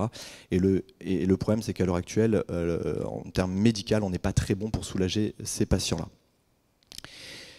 Et en fait, si on regarde d'un peu plus près le microbiote intestinal des patients ayant ce trouble fonctionnel intestinal, on parle beaucoup de colopathie fonctionnelle, on retrouve des anomalies de leur microbiote intestinal, à la fois d'un point de vue qualitatif, mais également d'un point de vue fonctionnel. Par exemple, si on regarde de plus près, on observe une baisse de bactéries considérées comme plutôt bénéfiques, certaines étant capables de sécréter du butyrate, qui est une petite molécule, un acide gras à chaîne courte, qui est indispensable pour un fonctionnement optimal de nos intestins. Donc il y a une baisse de ces bonnes bactéries, il y a également une augmentation de certaines plutôt mauvaises bactéries, notamment des bactéries qui sont capables de produire du sulfure d'hydrogène, qui est un gaz malodorant qui entraîne une distension abdominale souvent douloureuse. Également, il y a un appauvrissement du microbiote intestinal, et ça c'est vraiment quelque chose de constant quand on parle de dysbiose, c'est avant tout une perte de la richesse et de la diversité des micro-organismes. Donc il y a ça, et ces anomalies-là, elles sont d'autant plus importantes que le patient a des troubles sévères. Et bien figurez-vous que plusieurs études, plusieurs équipes scientifiques ont montré qu'en fait, il était possible de transférer l'hypersensibilité intestinale via le microbiote intestinal. Ils ont utilisé pour ça un modèle animal qu'on utilise beaucoup pour comprendre les mécanismes, les liens entre le microbiote intestinal et la santé, qui est les souris et les rats axéniques, c'est-à-dire sans microbiote, et chez lesquels on peut administrer un certain microbiote pour voir quelles vont être les modifications. Et bien, ce qu'ils ont montré, c'est qu'en fait, à ces souris sans microbiote, si on leur transplantait le microbiote de sujets atteints d'une colopathie fonctionnelle, d'un syndrome de l'intestin irritable, ou si on leur transférait le microbiote de sujets sains, qui n'avaient pas de douleur abdominale, et ben, les souris qui avaient bénéficié, enfin du coup pas bénéficié, mais qui avaient reçu les selles de patients douloureux, et ben, avaient plus de douleur abdominale sur un test de distension par rapport aux souris normales et aux souris qui avaient bénéficié de la greffe de selles de sujets sains. Donc il était possible là, de transférer l'hypersensibilité intestinale via un transfert de microbiote. Alors maintenant, est-ce que cette chose-là, est-ce que c'est réversible? Est-ce qu'en fait, vu qu'on peut engendrer des douleurs intestinales avec le transfert de sel, est-ce que le transfert de sel pourrait permettre de soulager les gens qui sont déjà porteurs de ce syndrome-là? Il y a eu plusieurs équipes scientifiques, plusieurs études qui se sont posées cette question-là, et là je vous en ai montré une qui l'illustre. Alors, certaines sont quand même négatives, mais plusieurs sont positives, dont celle-ci, qui a été faite chez 165 patients avec un côlon irritable de forme modérée à sévère, et qui avaient reçu soit une transplantation fécale d'un donneur considéré comme sain, et peut-être même avec des critères de sélection bien particuliers. Ils avaient donc reçu soit les selles de ce donneur-là, soit leurs propres selles, qui étaient donc considérées comme le placebo. Et ce qu'ils ont montré dans cette étude, c'est qu'à 1 mois et également à 3 mois après la transplantation fécale, eh ben, quasiment 80% des patients atteints d'un syndrome de l'intestin irritable étaient soulagés lorsqu'ils avaient eu une transplantation fécale, versus 25% environ de ceux qui avaient eu une transplantation autologue, c'est-à-dire un placebo. Maintenant, si on prend un autre exemple de maladie un petit peu du monde moderne, comme disait Joël Doré, la rectocolite hémorragique, qui est donc une maladie inflammatoire chronique de l'intestin, une sorte de cousine de la maladie de Crohn, pour ceux qui connaissent, qui touche environ 100 000 personnes en France et plus d'1,5 million en Europe.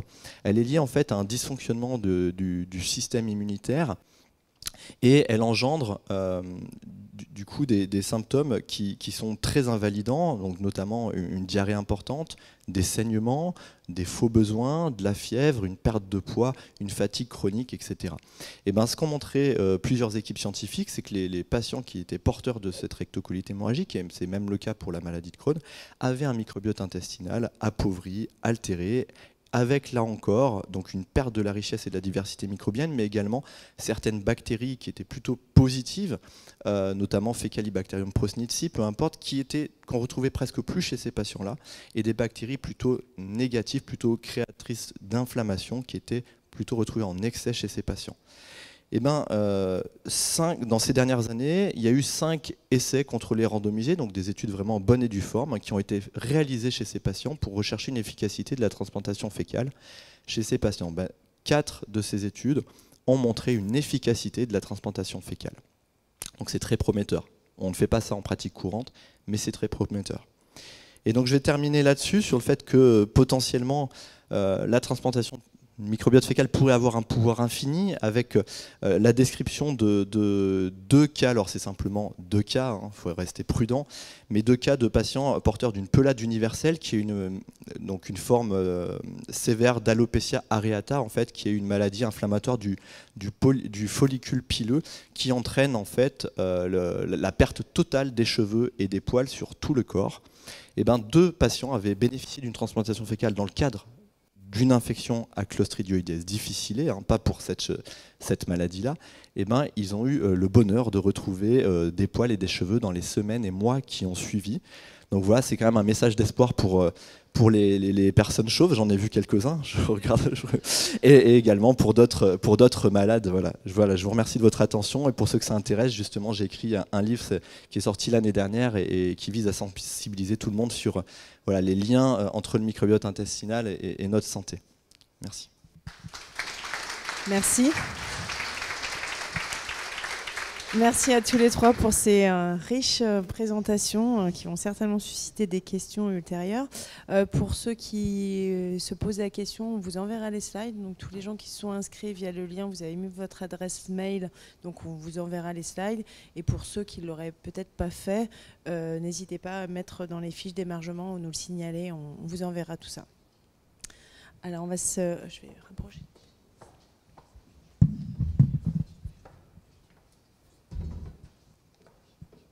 Alors on va poursuivre. C'est bon avec les micros? Vous voulez que je vous aide? C'est bon. avec quelques petites questions pour poursuivre suite à ces présentations très riches. Je voulais commencer par vous, professeur Ferry. Donc vous avez évoqué les enjeux très forts de l'antibiorésistance en France, dans le monde, et les perspectives vraiment très dramatiques à venir. Vous êtes expert justement du traitement, enfin de la modulation du microbiote à l'aide de phages, qui pourrait justement venir un petit peu contrecarrer ces problématiques d'antibiorésistance. Est-ce que vous pourriez nous expliquer peut-être succinctement en quoi ça consiste, le traitement base de phages, puisque moi-même je ne suis pas experte. Donc les bactériophages ou phages sont des virus naturels qui infectent spécifiquement certaines bactéries. Donc dans la nature, il existe depuis la nuit des temps des virus qui infectent Staphylocoque doré ou des virus qui infectent spécifiquement Escherichia coli, qui est une bactérie de tube digestif. Ces phages coévoluent avec les bactéries depuis des millions et des milliards d'années. Certains de ces phages peuvent donner un avantage à la bactérie, mais certains de ces phages se multiplient à l'intérieur et la détruisent. Ce sont des phages dits lytiques. Donc on s'intéresse beaucoup à ça, en sachant que la première personne qui a traité des patients avec des phages est un Français dans les années 20, dans les années 30, avant la découverte des antibiotiques. Et que toute cette recherche a été transférée à l'Est, notamment en Géorgie, en Russie, en Pologne, parce qu'en France, on n'y a pas trop cru. Et en France, on a surtout développé des antibiotiques. Et que maintenant, du fait de l'antibiorésistance, on a des patients qui ont des infections difficiles à traiter, à germes résistants, mais aussi à germes sensibles. Et on a traité une 50aine de patients avec des antibiotiques, mais aussi avec ces fameux phages, donc pour des infections, avec un signal plutôt positif. Et une réelle nécessité de développer cette thérapie personnalisée, puisqu'on doit finalement personnaliser le phage qu'on utilise par rapport à la bactérie qui vous infecte. Et donc je ne suis pas un expert du phage dans la modulation du microbiote, mais si on croise un petit peu toutes les idées, c'est sûr que la phagothérapie en tant que telle peut être un outil à l'avenir pour moduler le microbiote. Alors on a tous plein de phages dans notre microbiote intestinal. Pourquoi ? Parce que partout où vous avez des bactéries, vous avez des phages, qui ne sont pas forcément des phages lytiques. Vous trouvez plein de phages dans les égouts des hôpitaux, dans nos tubes digestifs, il y en a partout. L'idée là, ce serait à la croisée des chemins, de pouvoir moduler le microbiote intestinal avec possiblement la transplantation, qui a un rôle écologique, mais aussi en utilisant des phages d'intérêt dans la pathologie que présente le patient, notamment s'il est colonisé à une bactérie multirésistante de manière chronique, c'est-à-dire on n'arrive pas à le débarrasser. Et ce patient est au risque de s'infecter à cette bactérie, et s'il s'infecte, on a peu de recours thérapeutiques. Donc voilà, c'est simplement des pistes de modulation. Il y en a d'autres, mais si on développe la phagothérapie en termes de traitement pour l'infection, il n'y a pas de raison que la phagothérapie ne puisse pas être impliquée également dans la réflexion de la modulation du microbiote. Merci. J'ai vu Joël Doré. Enfin, n'hésitez pas pendant ce temps d'échange, j'ai des questions pour vous tous, mais à aussi intervenir si vous le souhaitez.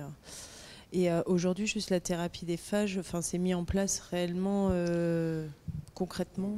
Ça reste une indication exceptionnelle.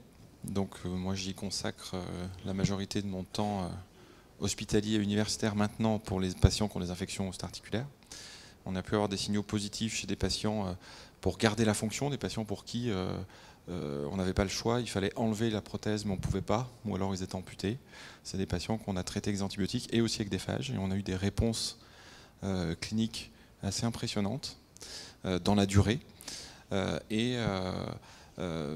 devient de plus en plus concret avec finalement ça découle sur la réalisation d'essais thérapeutiques. Donc un essai thérapeutique, c'est chaque fois des gros budgets entre 500 000 € et 1 million, où on essaye de comprendre la pharmacocinétique, parce que quand on injecte un phage, il se multiplie, donc comment est-ce qu'il évolue, est-ce qu'il y a des risques d'effets indésirables, de réponse immune, on peut développer des anticorps contre le phage, parce qu'on injecte quand même des virus, donc c'est tout un tas de questions, et ensuite faire des essais thérapeutiques où on va comparer la prise en charge traditionnelle et la thérapie phagique qu'on va rajouter, donc en termes d'adjuvant, pour espérer augmenter la probabilité de succès.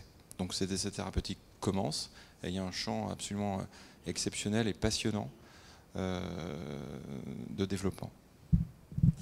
Merci pour ces propos très éclairants.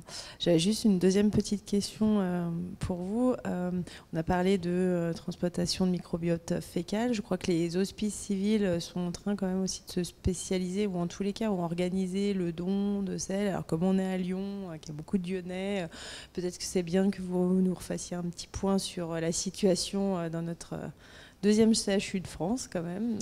Donc oui, la transplantation de microbiote intestinal est assez courante aussi aux hospices civils de Lyon. Mes collègues pharmaciens et mes collègues gastro-entérologues traitent beaucoup de patients. Ils réalisent cette transplantation depuis 2015. 108 patients ont été traités, 22 dans la dernière année, en 2022. Donc c'est quelque chose qui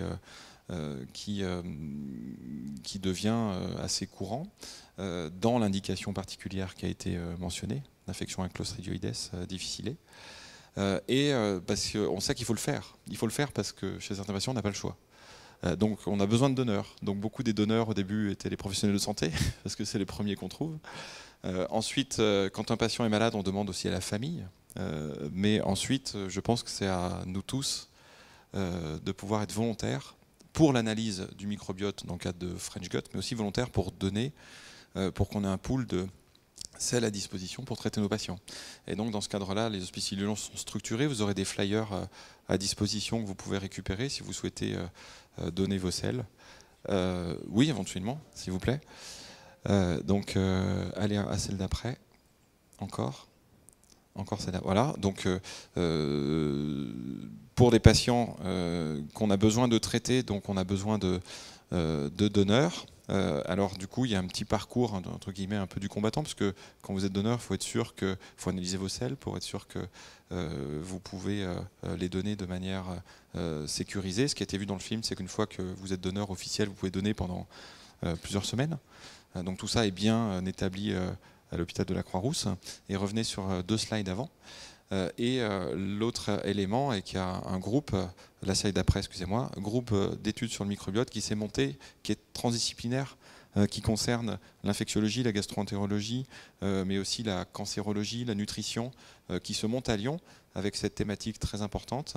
Et si vous pouvez mettre la slide d'avant, où vous voyez qu'on a besoin de faire des collections. Donc on a un centre de ressources biologiques où on a la capacité de collecter tout et faire des études de microbiote dans tout un tas de pathologies.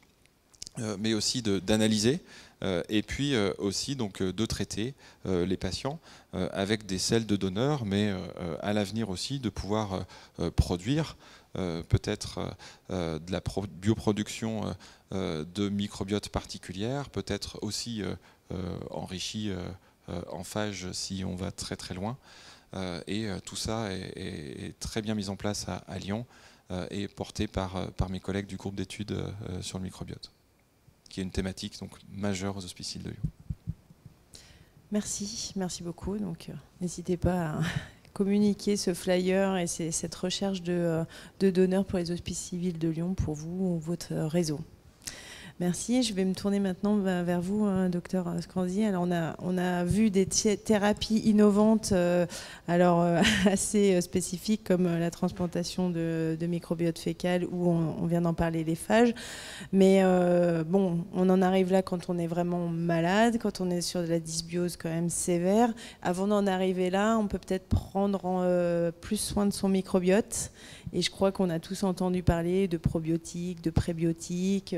Alors comment ça fonctionne? Si vous pouvez nous donner peut-être quelques clés de lecture et des messages qu'on gardera tous en repartant de cette conférence. Merci. Effectivement, la transplantation fécale, c'est vraiment le cas extrême de modulation du microbiote, mais c'est un cas qui est très parlant. Le but, c'était que vous ayez conscience du fait que le microbiote pouvait être à l'origine de maladies, mais qu'on pouvait aussi soigner en changeant de microbiote. Bien sûr, heureusement, j'espère que vous n'aurez jamais à avoir besoin d'une transplantation de microbiote fécal. Le but, c'est quand même de rester dans un état de symbiose et de prendre le plus soin possible de son microbiote intestinal, même si parfois la vie fait que on ne maîtrise pas forcément tout et qu'une infection peut entraîner la prise d'antibiotiques, puis une nouvelle prise d'antibiotiques, et puis on peut se retrouver dans cette situation-là. Le but quand même, c'est d'essayer effectivement de tout faire pour préserver un microbiote intestinal riche, diversifié, et ça, notre mode de vie de tous les jours a un impact sur la qualité, la richesse, la diversité de notre microbiote intestinal, à commencer bien sûr par l'alimentation. Donc clairement, c'est le facteur qui est le plus modifiable, sur lequel on peut jouer, qui a le plus d'impact sur notre microbiote, que ce soit positif quand l'alimentation est saine, ou négatif si c'est une alimentation ultra transformée. Donc là, dans les grandes lignes, globalement, le but, c'est d'éviter les aliments ultra transformés, riches en additifs, éviter trop les sucres et d'enrichir son alimentation, si possible, en fibres alimentaires, des fibres qu'on trouve dans les fruits, les légumes, mais pas seulement, dans les légumineuses, haricots secs, pois chiches, lentilles, lentilles corail, les céréales, les graines, les racines. Voilà. Donc, tous ces aliments-là vont venir nourrir vos bactéries intestinales, puisqu'en fait, ces fibres-là, elles ne sont pas digérées par nos enzymes humaines, elles vont arriver quasiment telles quelles dans le gros intestin, et ça va faire de la nourriture pour nos bactéries. Donc déjà, voilà, avoir une alimentation riche en fibres, si possible saine, naturelle, limiter les aliments ultra transformés, avoir une activité physique régulière, un bon sommeil, etc. On sait que c'est aussi des éléments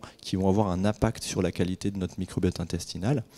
Et alors, on parlait de prébiotiques, de probiotiques. Qu'est-ce que c'est que des prébiotiques? Globalement, les prébiotiques, c'est globalement des fibres, hein, c'est de la nourriture à nos bactéries intestinales. C'est-à-dire c'est des composés qu'on va ingérer qui vont venir nourrir nos bactéries et donc aider un maintien de cette diversité microbienne. Les probiotiques, ce sont des micro-organismes vivants, donc c'est directement des bactéries ou des levures qu'on va ingérer.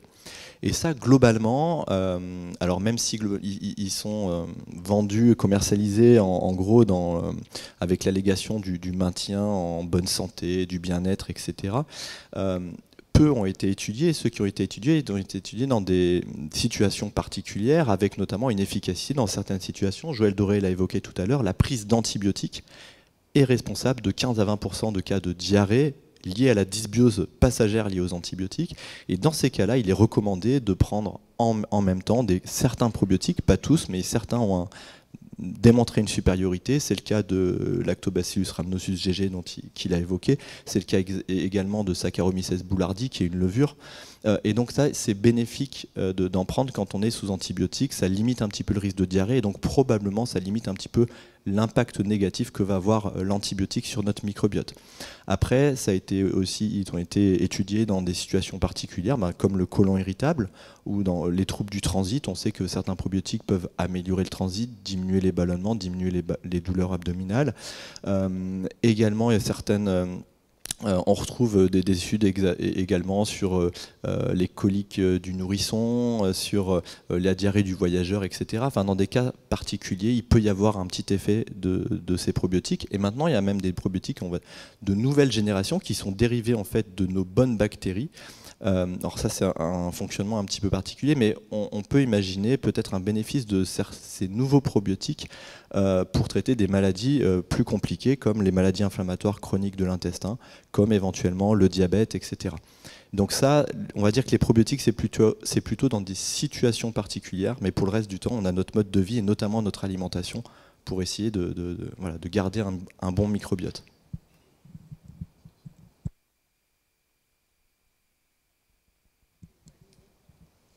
Les aliments transformés, je ne sais pas si c'est ça que les aliments fermentés. Oui, j'allais dire les aliments fermentés. J'oublie souvent, mais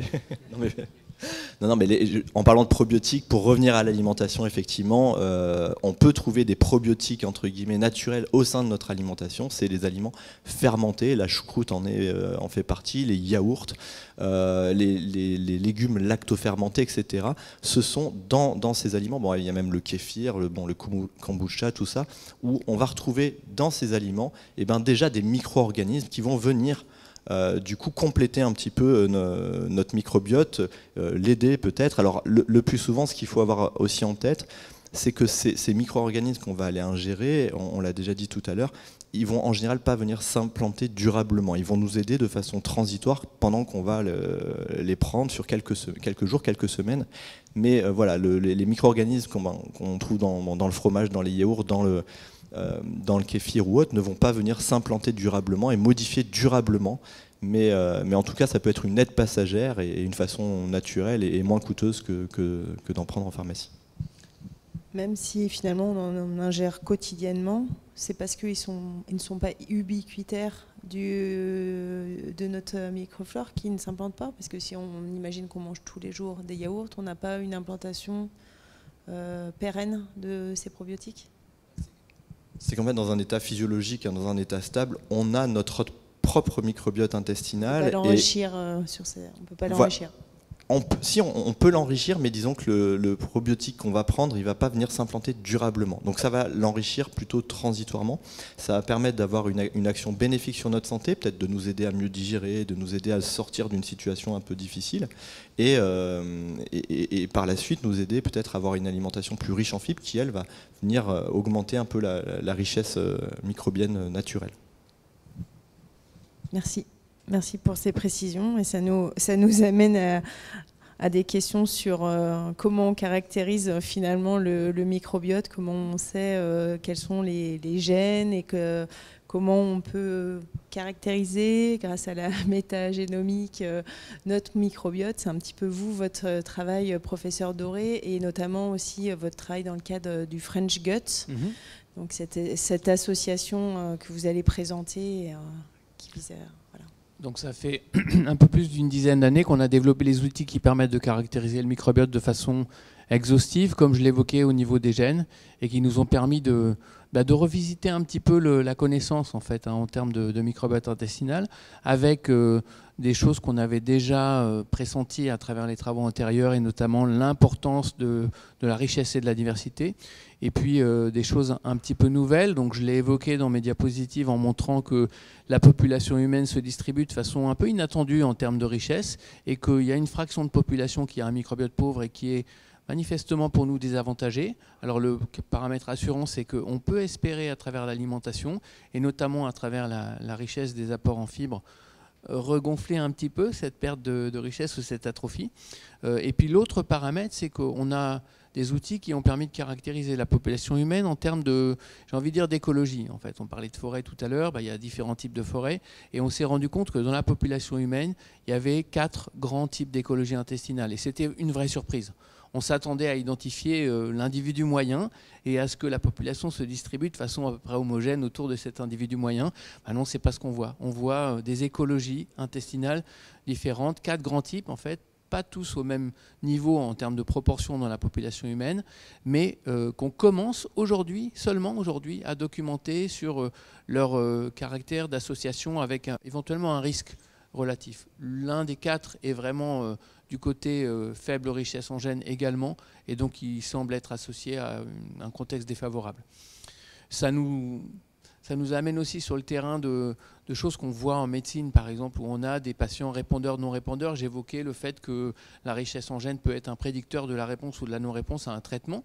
Et donc, dans ce contexte-là, on a envie de se dire, demain, après-demain peut-être, on pourra fournir aux praticiens, aux médecins, cette information sur le microbiote qui pourra lui servir dans sa prise de décision finalement.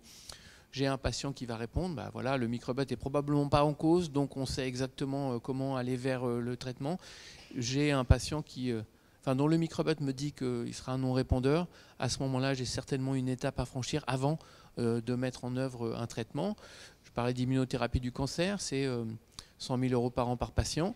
Et on sait aujourd'hui que la moitié des patients ou un petit peu plus ne vont pas répondre au traitement en fait. Alors qu'on a cette information de la science du moment qui nous dit la photographie du microbiote prédit cette réponse ou cette non-réponse. Et donc on voit bien comment les choses pourraient changer dans un avenir pas très lointain. C'est une vraie révolution. Enfin, là, ce qu'est en train d'expliquer Joël Doré, c'est une vraie révolution pour la médecine, parce que ça veut dire l'immunothérapie, les gens qui répondent, on peut quasiment les guérir de cancer métastatique. Donc c'est vraiment, et là, arriver avec le microbiote intestinal à prédire qu'ils vont répondre ou pas répondre, et potentiellement, en cas de non-réponse prédite, agir sur leur microbiote pour essayer d'induire une réponse qui pourrait les sauver. C'est une vraie révolution, vraiment.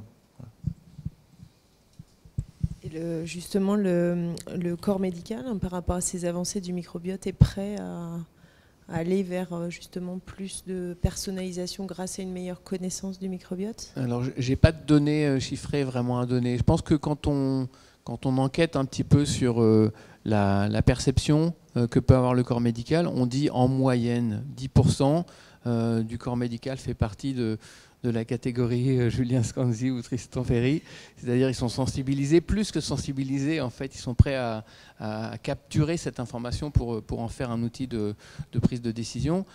C'est petit, hein, 10%, et en plus, entre la gastroentérologie ou l'infectiologie ou la neurologie ou la dermatologie, il n'y a pas les mêmes pourcentages en fait. Donc on voit bien comment il y a encore un chemin à parcourir assez long qui va passer par la formation, la sensibilisation et certainement aussi des progrès de la recherche. Mes deux collègues ont illustré comment le transfert de microbiote est un outil qui nous renseigne sur la causalité que questionnait Tristan Ferry de façon complètement justifiée. On met en évidence la dysbiose et on dit ah, on a une dysbiose, un microbiote différent dans la maladie par rapport aux individus en bonne santé. Est-ce qu'il y a un lien de causalité? Et le transfert de microbiote, comme l'a montré Julien Scanzi sur un modèle animal élevé sans germe, s'il reproduit les symptômes, nous dit il y a probablement effectivement un lien de causalité. Ça a été fait dans des domaines où on ne s'y attendait pas. Ça a été fait dans la dépression, ça a été fait dans l'autisme par exemple, où on montre que le transfert de microbiote à des souris élevées sans germe, qu'on met en plus à reproduire, induit chez les petits de ces souris un comportement altéré, mais aussi de l'inflammation et aussi de l'expression de gènes au niveau du cerveau, qui sont des gènes de prédisposition aux maladies neurologiques. Et donc on a vraiment ces éléments-là. Et puis, au-delà de ça, il y a le transfert de microbiote dans la pathologie, donc du sujet sain vers le patient à des fins thérapeutiques. Dans plein de domaines, comme l'évoquait Julien Scanzi par rapport à Clostridium difficile, où c'est vraiment appliqué, en fait, hein, reconnu par les agences réglementaires. Donc dans plein de domaines au titre de la recherche, et qui montre qu'on a effectivement des potentiels thérapeutiques. Et donc il y a effectivement là encore potentiellement un lien de causalité qui fait que la reconstruction de la symbiose humain-microbiote fait qu'on va diminuer les symptômes. À minima diminuer les symptômes, et voilà. Ça a été montré dans également des domaines où c'était inattendu, comme, moi j'aime bien citer l'autisme, parce qu'on a effectivement un domaine où on parle aujourd'hui de l'axe intestin-cerveau, et on commence à documenter bien les mécanismes qui font qu'il y a du dialogue qui va du bas vers le haut, mais on ne s'attend pas à ce que le transfert de microbiote fécal ait un effet. Voilà, il y a une étude américaine sur, pour l'instant, un petit nombre de patients, mais qui a montré des effets vraiment intéressants. Ça donne beaucoup d'espoir aussi, certainement aux familles. Ce qu'il faut prendre en considération aussi, c'est le temps, c'est-à-dire que c'est vrai que là, du coup, on expose des faits scientifiques qui sont hyper prometteurs. On se dit, mais tiens, pourquoi moi, je connais quelqu'un qui est autiste, je connais quelqu'un qui a une maladie de Crohn, pourquoi on ne leur a pas proposé ce traitement-là? Et ça, il faut avoir notion, c'est vrai que c'est souvent le grand public est un peu embêté par ça. Il voit passer une étude vulgarisée dans un magazine grand public, etc. Et il se dit, tiens, il y a eu ce truc-là qui marche, pourquoi on ne me le propose pas? Et ben, c'est que nous, entre ce qui est vraiment démontré par la science et le temps que ça arrive jusqu'en pratique médicale, il faut plusieurs années. Déjà, en général, on ne se contente pas d'une étude, parce qu'il y a beaucoup d'études chez l'animal. Donc bien sûr, heureusement qu'on ne se contente pas uniquement d'études faites chez l'animal pour faire un traitement chez l'homme.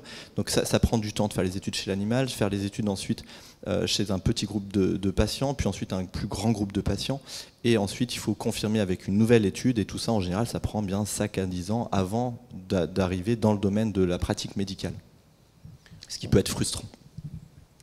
En fait, on dit couramment il faut 10 ans pour un nouveau médicament mis sur le marché, et avec ce qu'on a appris à connaître un petit peu à travers la Covid, en fait, la phase 1, phase 2, phase 3 du développement de médicaments. Peut-être ça a été un peu accéléré quand même avec les nouveaux médicaments Covid. Mais je disais en introduction que donc, je suis lié conseiller scientifique auprès de MaaT Pharma, qui développe du médicament à partir de contenus intestinaux humains pour traiter des conditions très sévères. En fait, c'est des patients qui sont traités pour un cancer et qui développent une complication qu'on appelle la maladie du greffon contre l'hôte. J'ai dit que la richesse du microbiote était un prédicteur finalement de l'occurrence de cette complication. MaaT Pharma est aujourd'hui dans une phase 3 du traitement. Donc c'est potentiellement dans encore 2 ans ou 3 ans une demande de mise sur le marché d'un médicament à partir de contenus intestinaux humains pour traiter cette condition qui normalement est mortelle chez 80% des patients, et on voit qu'on arrive à sauver 60% des patients en fait. Donc, c'est du temps et c'est beaucoup d'argent. Ouais. C'est C'est une première mondiale, hein, je crois, d'avoir un médicament en phase 3 à base de microbiote. Donc, on a la chance. Alors, sauf pour Clostridium difficile, où on a effectivement deux médicaments qui ont été acceptés aujourd'hui au plan régional. Dans cette indication-là, c'est une première mondiale, tout à fait. Très bien, merci. Je vous propose peut-être de passer le petit film pour juste promouvoir le French Gut et cette recherche de 100 000 donneurs, si ça vous intéresse. Et ensuite, on passera aux échanges avec vous tous.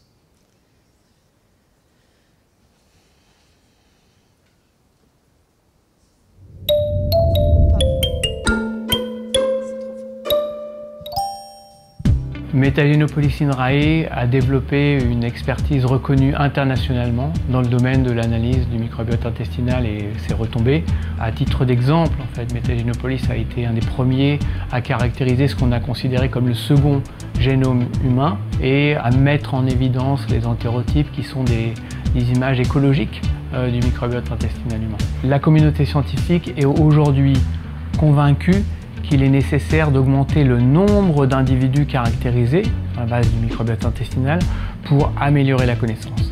Et donc le projet Le French Gut se donne tout particulièrement l'objectif de caractériser le microbiote intestinal de 100 000 individus afin de vraiment couvrir toute la diversité des populations et donc d'avancer vers une meilleure compréhension de l'hétérogénéité qui existe dans le microbiote de l'individu en bonne santé notamment.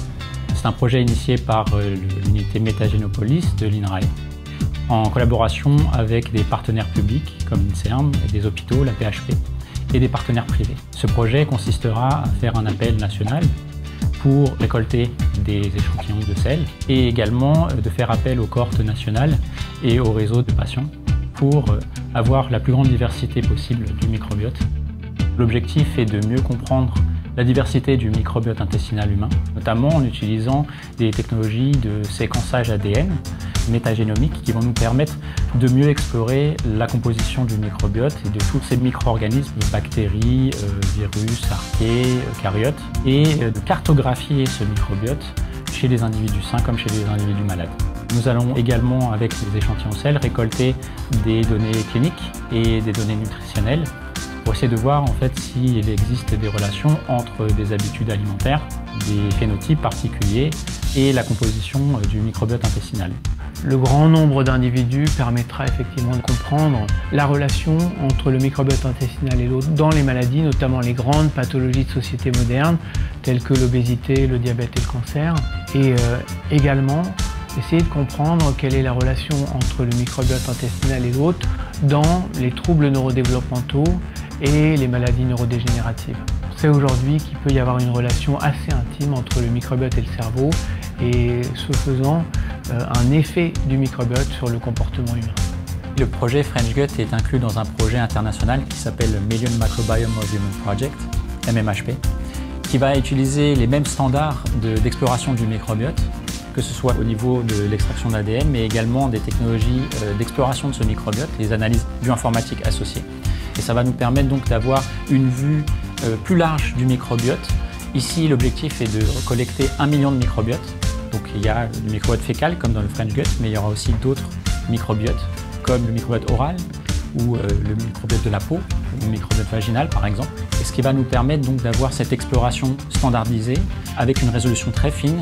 Accélérer la science du microbiote, c'est approfondir la connaissance du domaine et cela va permettre de développer des outils nouveaux en termes de diagnostic, en termes de pronostic, de prédiction et d'avancer vers la définition d'une nutrition préventive personnalisée et le développement d'une médecine de précision.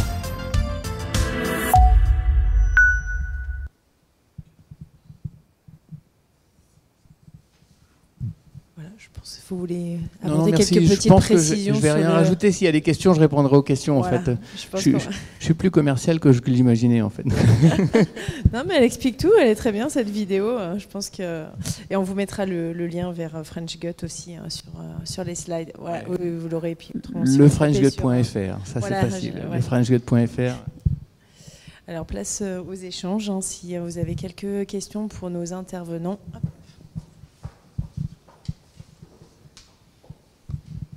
Merci. J'avais une question à vous trois, peut-être. Je voulais savoir, quand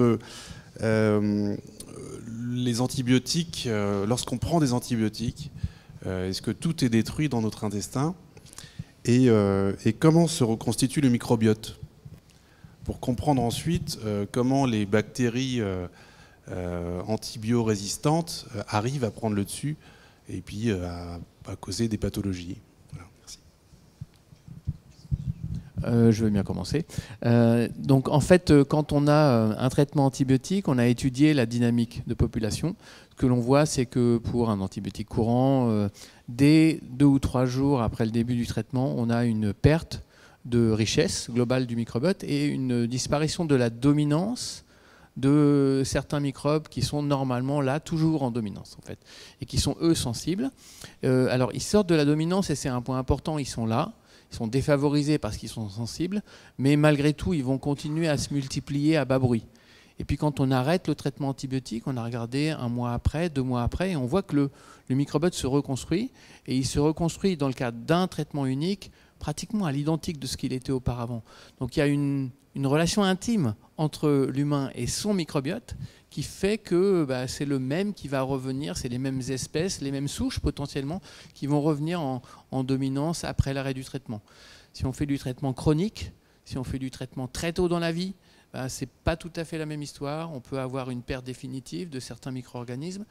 Et puis l'autre point qu'a évoqué Julien Scandi un petit peu, c'est quand on déstructure l'écologie intestinale, en fait, on ouvre des espaces écologiques. On laisse de la place pour d'autres, et si des microbes résistants peuvent arriver à occuper cet espace, ils vont en profiter. Et quelquefois, ils vont en profiter suffisamment bien pour décider de rester, en fait. Et c'est le problème que pose le passage en dominance d'un Clostridoides difficile qui, quand il est en dominance, va pouvoir exprimer des toxines pour certaines souches et à ce moment-là entraîner une colite. Et donc, l'image qu'on peut avoir du transfert de microbiote dans ce cas-là, c'est on fait un reset en fait, de l'écosystème. On enlève, on remplace, et si on réoccupe les espaces écologiques par l'écosystème intestinal d'un individu en bonne santé, à ce moment-là, à nouveau, on retrouve cet effet de barrière contre les microbes du morceau de fromage dont je parlais tout à l'heure. Juste pour compléter, concernant l'acquisition de bactéries multirésistantes dans votre intestin suite à la prise d'antibiotiques, donc tous les antibiotiques ne sont pas égaux, premièrement, et en fait ça va surtout dépendre de là où vous êtes, c'est-à-dire dans quel environnement vous êtes.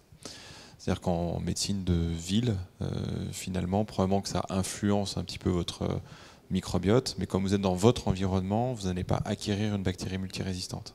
Le même antibiotique à la même dose donné à quelqu'un qui est dans le milieu hospitalier, ou alors si vous voyagez et que vous prenez un antibiotique, vous n'êtes pas dans le même environnement. Dans ces environnements-là, il y a plus de bactéries possiblement multirésistantes qui peuvent profiter de ces niches écologiques et être présentes dans votre microbiote. Et donc après, soit ce déséquilibre persiste et cette bactérie va trouver sa niche et sa place, et vous êtes porteur pendant longtemps, soit finalement vous revenez dans votre environnement et puis ce portage est intermittent.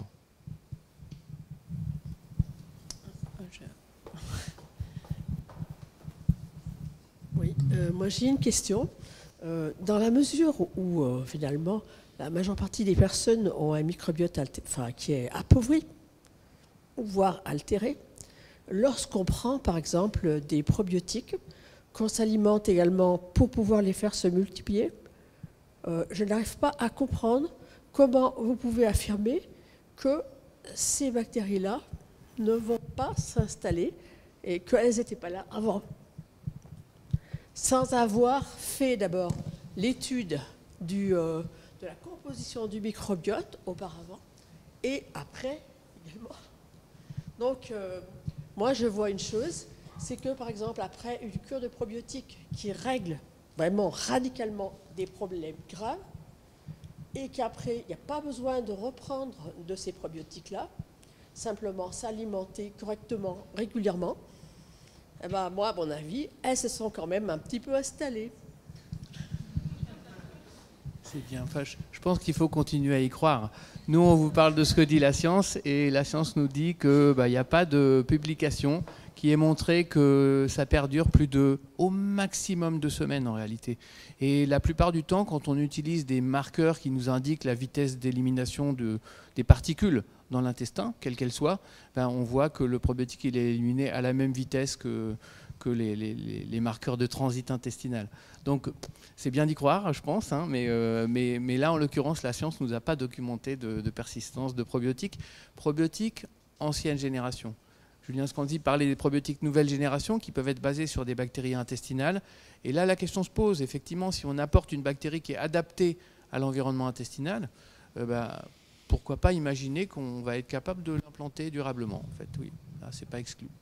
Et c'est la même chose que ce que l'on fait quand on fait un transfert de microbiote fécal, où on arrive à restructurer complètement le microbiote intestinal et à implanter des souches bactériennes qui viennent déjà d'un intestin, en fait, hein, et qui retrouvent une niche écologique qui leur convienne. Et à ce moment-là, s'implantent durablement, et si tout va bien, avec des fonctions bénéfiques.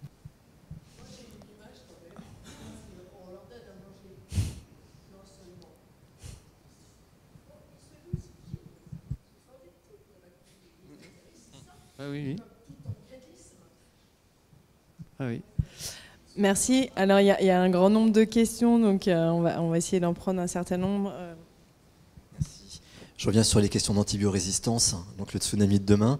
Ce que vous dites, ce que je comprends, c'est qu'en tout cas, le microbiote, travailler sur le microbiote va être une des solutions pour sortir de cette problématique, pourrait être en tout cas une des solutions. Et aujourd'hui, la recherche prend beaucoup d'années, et vous nous dites qu'en même temps que dans 30 ans, même pas, dans 25 ans, on a 10 millions de morts d'antibiorésistance par antibiorésistance. Donc ma question est, est-ce qu'on va assez vite pour pouvoir essayer de rattraper ce tsunami? Est-ce que vous pensez que la recherche sur le microbiote va apporter à temps des solutions pour essayer de canaliser le problème? Et est-ce que finalement les pouvoirs publics se saisissent assez de ce sujet pour pouvoir booster la recherche et nous trouver des solutions? Parce que demain, on sera nombreux à mourir d'antibiorésistance. Merci pour votre question. Alors déjà, ce n'est pas le tsunami de demain, c'est le tsunami d'aujourd'hui. Et effectivement, c'est extrêmement inquiétant. Alors du coup, il y a plusieurs moyens de répondre à votre question. Déjà, il faut trouver des nouveaux antibiotiques. Et beaucoup de firmes pharmaceutiques trouvent des nouveaux antibiotiques quand même. Parce que là, il y en a 4-5 qui sont sortis au cours des 3-4 dernières années. Heureusement qu'on les a, parce que sinon on ne pourrait plus traiter certains patients. Mais on réinvente un peu la roue, dans le sens où la bactérie va trouver la parade et va devenir résistante à ces antibiotiques. Donc l'autre chose concerne les thérapies non traditionnelles. Donc c'est quelque chose qui est soutenu par l'OMS, et la phagothérapie en fait partie. Ça fait partie des thérapies dans le pipeline, comme on dit, avec le développement de la phagothérapie. Donc nous, on souhaite porter ce projet-là. On souhaite créer un centre de phagothérapie à Lyon. On souhaite promouvoir ce traitement pour mieux le comprendre et puis pour traiter plus de patients, faire des essais thérapeutiques. Parce que ces phages sont indépendants de la résistance aux antibiotiques et ont une capacité de lyse. C'est un traitement naturel, entre guillemets, dans le sens où c'est des virus qui existent. Il y a toute une industrie qui s'intéresse aux phages génétiquement modifiés, pour être plus stable, plus spécifique, avoir un environnement plus large. Et il y a beaucoup de sociétés qui développent ce qu'on appelle l'lysine de phage. Donc dans le cycle d'infection du phage, lorsqu'il infecte la bactérie, il se multiplie à l'intérieur et à un moment donné, il produit une enzyme, qui est une enzyme biologique, qui détruit la paroi de bactéries. Et il y a certains labos qui purifient cette enzyme, qui a une activité biologique. Et il y a des essais thérapeutiques qui vont commencer, d'ailleurs, aux Hospices de Lyon, avec ces fameuses lysines de phage, avec une firme pharmaceutique américaine qui réussit à le purifier. Ensuite, donc là, on s'occupe que des patients infectés. Mais après, vous avez raison, c'est-à-dire que pour s'intéresser au fond du problème, ce serait d'intervenir pour traiter, ou en tout cas prévenir, l'acquisition de colonisation de tubes digestifs à cette bactérie multirésistante. Donc là, il y a un énorme programme qui est fait en France depuis assez longtemps, qui est un programme Une seule santé, avec une réduction en fait de la prescription d'antibiotiques dans le milieu vétérinaire. On n'a pas l'impression que c'est d'hier, mais en fait oui, ça fait plus de 10 ans que les vétérinaires s'occupent de ça. Il y a une prise de conscience des pouvoirs publics, avec une très nette réduction de l'utilisation des antibiotiques dans le monde vétérinaire, qu'il y a beaucoup de projets transversaux, Une seule santé, médecine vétérinaire, médecine humaine. Donc quand je vous délivre ce panorama que je vous ai présenté, on a l'impression qu'on ne fait rien, mais en fait on fait déjà beaucoup depuis assez longtemps. Ensuite, il y a le bon usage des antibiotiques, et ensuite, on arrive tout juste à avoir les moyens de comprendre le microbiote maintenant, les outils. et on va avoir les moyens de moduler le microbiote et de trouver, je pense, des solutions. Donc il faut être, à la fois on est inquiet, évidemment, mais il faut aussi être optimiste dans notre capacité de trouver des solutions. Merci. Alors oui, la première mesure, c'est vraiment, c'est effectivement le bon usage des antibiotiques, et c'est malheureusement parce qu'il y a eu un mauvais usage ces dernières décennies qu'on en fait un peu les frais, malheureusement. Et donc je pense que tous, quand vous sortirez d'ici, vous verrez peut-être les antibiotiques d'une autre façon, et peut-être que vous demanderez à votre médecin s'il faut vraiment à tout prix que vous en ayez besoin.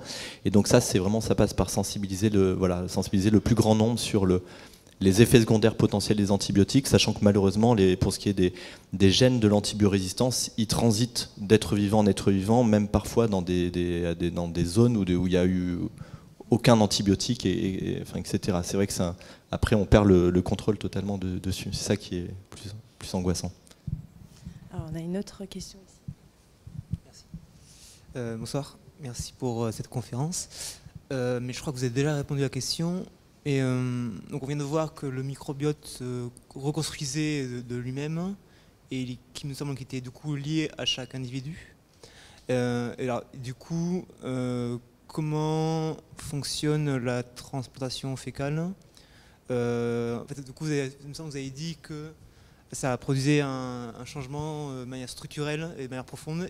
Et c'est pour ça que, par rapport au probiotype, justement, ça permettait un changement à long terme du microbiote. Je ne sais pas si Joël, tu veux répondre ou pas.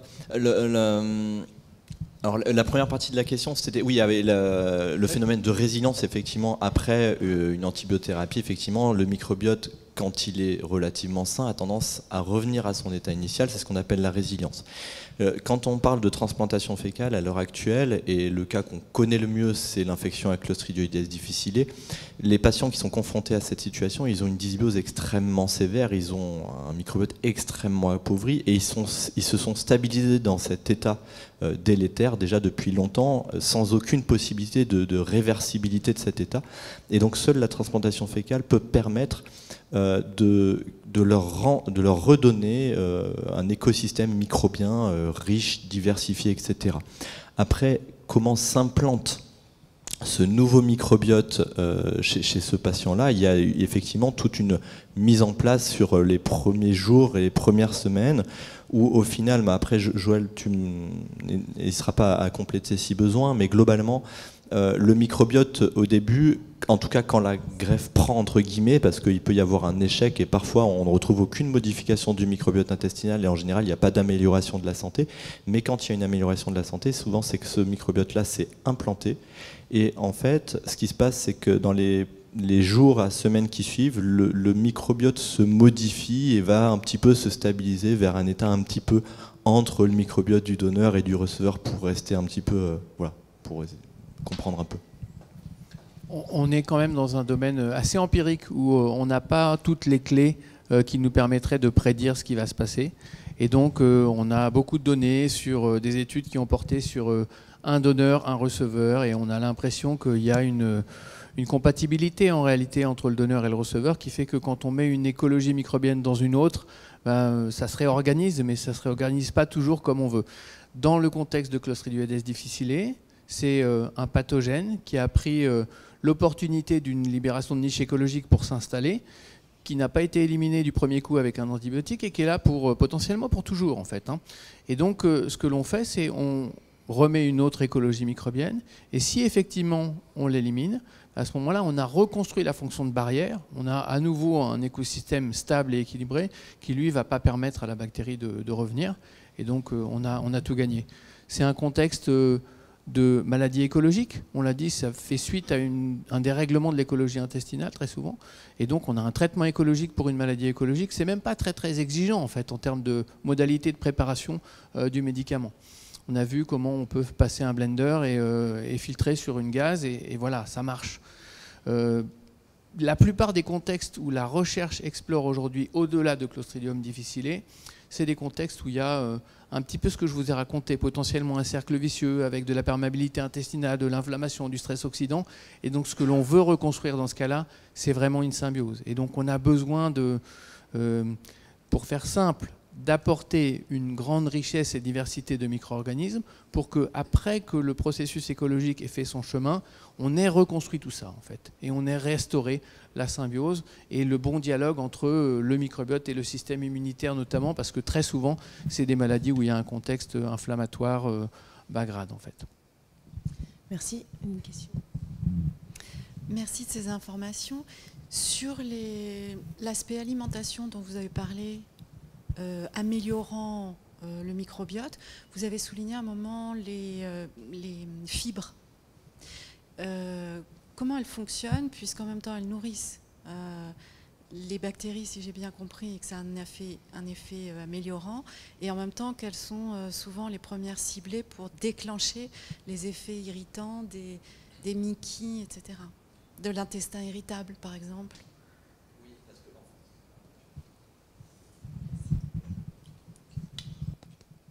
Ouais. En fait, quand, en situation normale, quand tout va bien, effectivement, les fibres, ce sont ce qui va nourrir nos bactéries intestinales.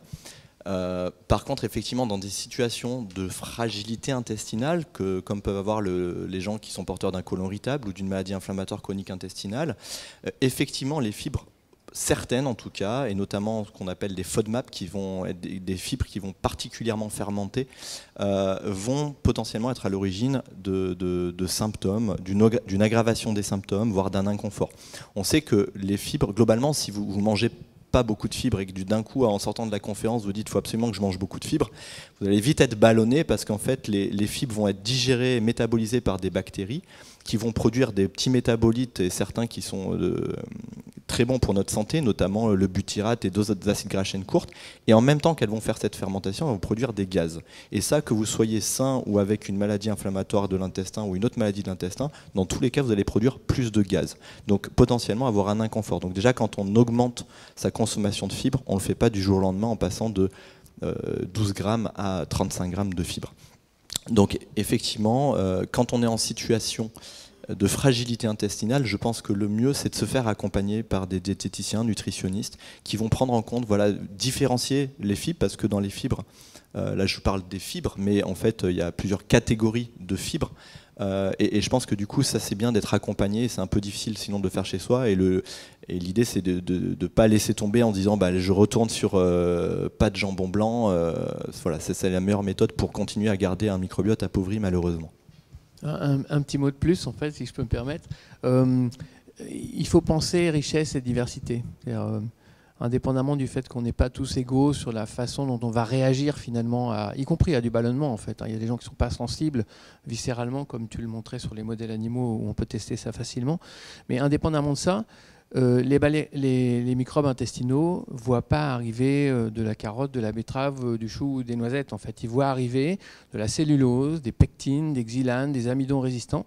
Et donc, c'est des molécules qui sont différentes. Et potentiellement, chaque molécule peut être la clé d'entrée d'une niche écologique. Elle va nourrir un micro-organisme ou quelques micro-organismes spécialistes dans leur aptitude à la dégrader. Et ceux-là coupent des polymères, font des petites molécules qui vont nourrir tout le reste du microbiote intestinal. Et donc le potentiel de diversification, il vient de là. Et donc quand on dit augmenter votre apport de fibres, c'est pas juste en quantité.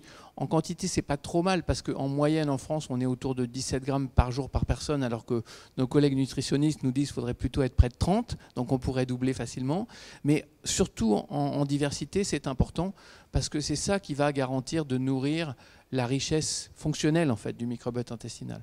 Donc c'est un message qu'il faut retenir. Moi je dis souvent, on nous dit 5 fruits et légumes par jour. En réalité, la visée qu'on devrait se donner, c'est 25 fruits et légumes différents par semaine. Pour y arriver, il faut plutôt faire les courses et plutôt faire la cuisine. Mais voilà, si on a ça en tête, finalement, on est en train de diversifier les apports de cellulose, xylane, pectine, amidon résistant. Merci. J'ai une question ici. Et si on veut simplifier, notamment pour ceux qui ont des enfants, commencer très tôt à les éduquer, à leur donner par exemple de la betterave pour nourrir les petites bébêtes rouges, de l'artichaut pour nourrir les petites bébêtes vertes, de la carotte pour nourrir les petites bébêtes oranges. Il faut qu'ils nourrissent toutes leurs petites bébêtes de l'intestin. Voilà. On est microbien dans un environnement microbien et il y a des interactions bien au-delà de ce dont on a parlé ici. Et je pense cependant que les leviers d'action devrait être d'abord et avant tout la nutrition. Quand on étudie des grandes cohortes, en fait, au sens épidémiologique du terme, Le premier paramètre sur lequel on peut jouer, qui joue sur le microbiote et notamment la richesse du microbiote, c'est les médicaments. Et puis vient pas très loin la nutrition. Et puis vient ensuite les paramètres de mode de vie, en fait, de comportement de vie. Et donc pour une municipalité, une agglomération, je pense que jouer sur la nutrition, comme l'évoquait Julien Scandi juste avant, sur la nutrition, notamment dans l'éducation des petits, jouer sur les cantines en fait. Et l'apport qu'on a à travers ça, c'est un levier à mon sens très très fort.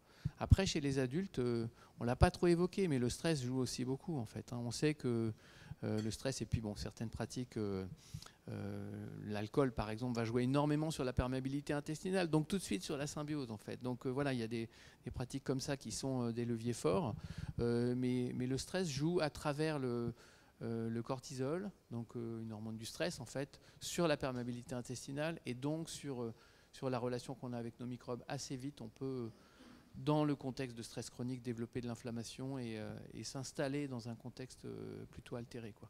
Donc voilà, c'est pas des choses qui sont nécessairement faciles à gérer, à mon avis, à votre niveau.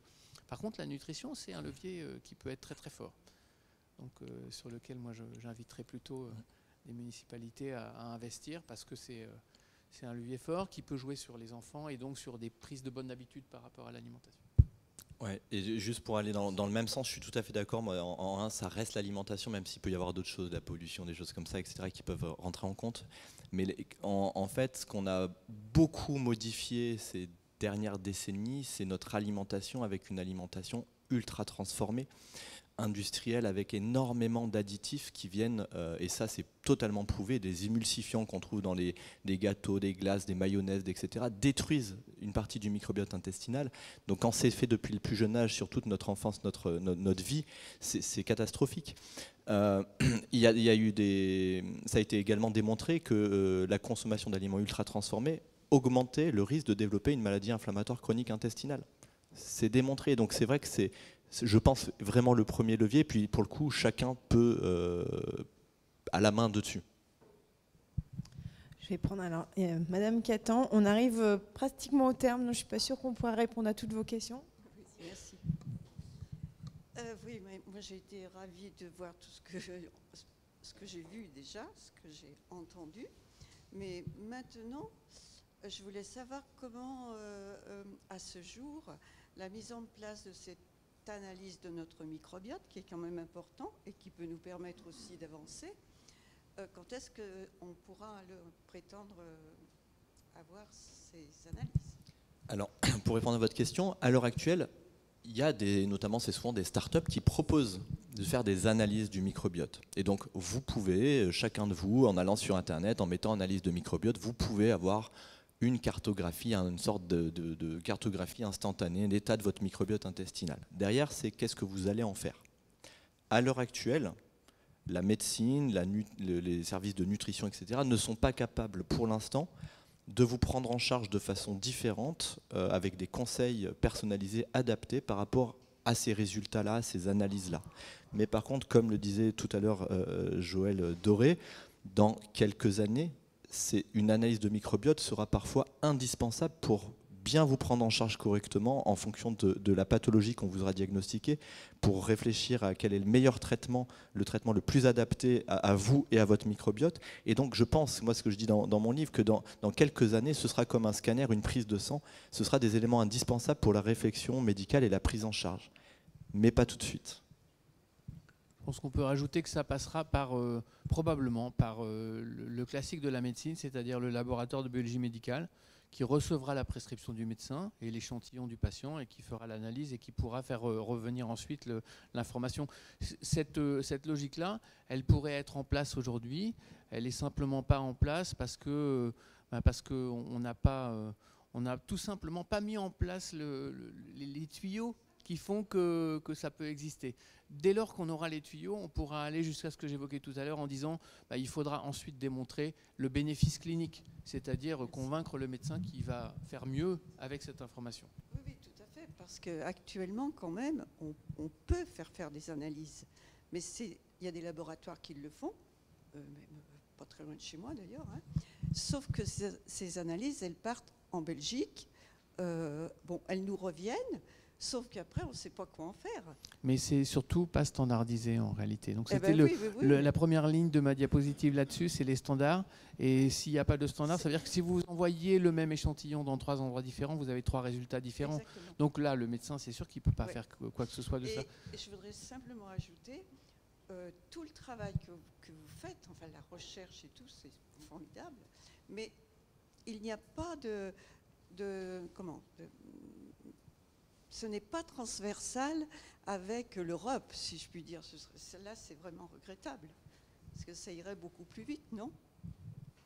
Il y a des travaux collaboratifs, Ah, tout oui, à fait. Les études que fait Joël Doré avec l'INRA, tu en parleras mieux que moi, mais c'est des choses collaboratives avec d'autres pays. Moi, je coordonne 2 projets européens aujourd'hui, en fait, et on a énormément de travaux avec des partenaires européens. Donc, globalement, aussi, la progression, elle se fait en Europe, aussi vite qu'aux États-Unis aujourd'hui, depuis le début des années 2000 en réalité, sur ces outils de séquençage massif, et de façon très concertée au niveau européen. Donc la connaissance se construit bien. Ce qu'on a évoqué dans la journée sur le microbiote et santé aujourd'hui, c'est qu'au plan réglementaire, c'est plus compliqué en Europe, parce qu'on a, même si on a l'Europe comme chapeau, au plan réglementaire, chaque pays a un peu envie de faire à sa façon, donc ça complique un petit peu les choses. On prend une dernière question, si elle est petite. Je vais essayer. Tout d'abord, merci pour toutes vos présentations. Moi, ce que j'aurais voulu savoir, c'est qu'est-ce qui a fait que c'est le microbiote intestinal qui a été caractérisé comme étant spécifique du développement de certaines pathologies, parce que finalement, on retrouve une flore dans tous les organes.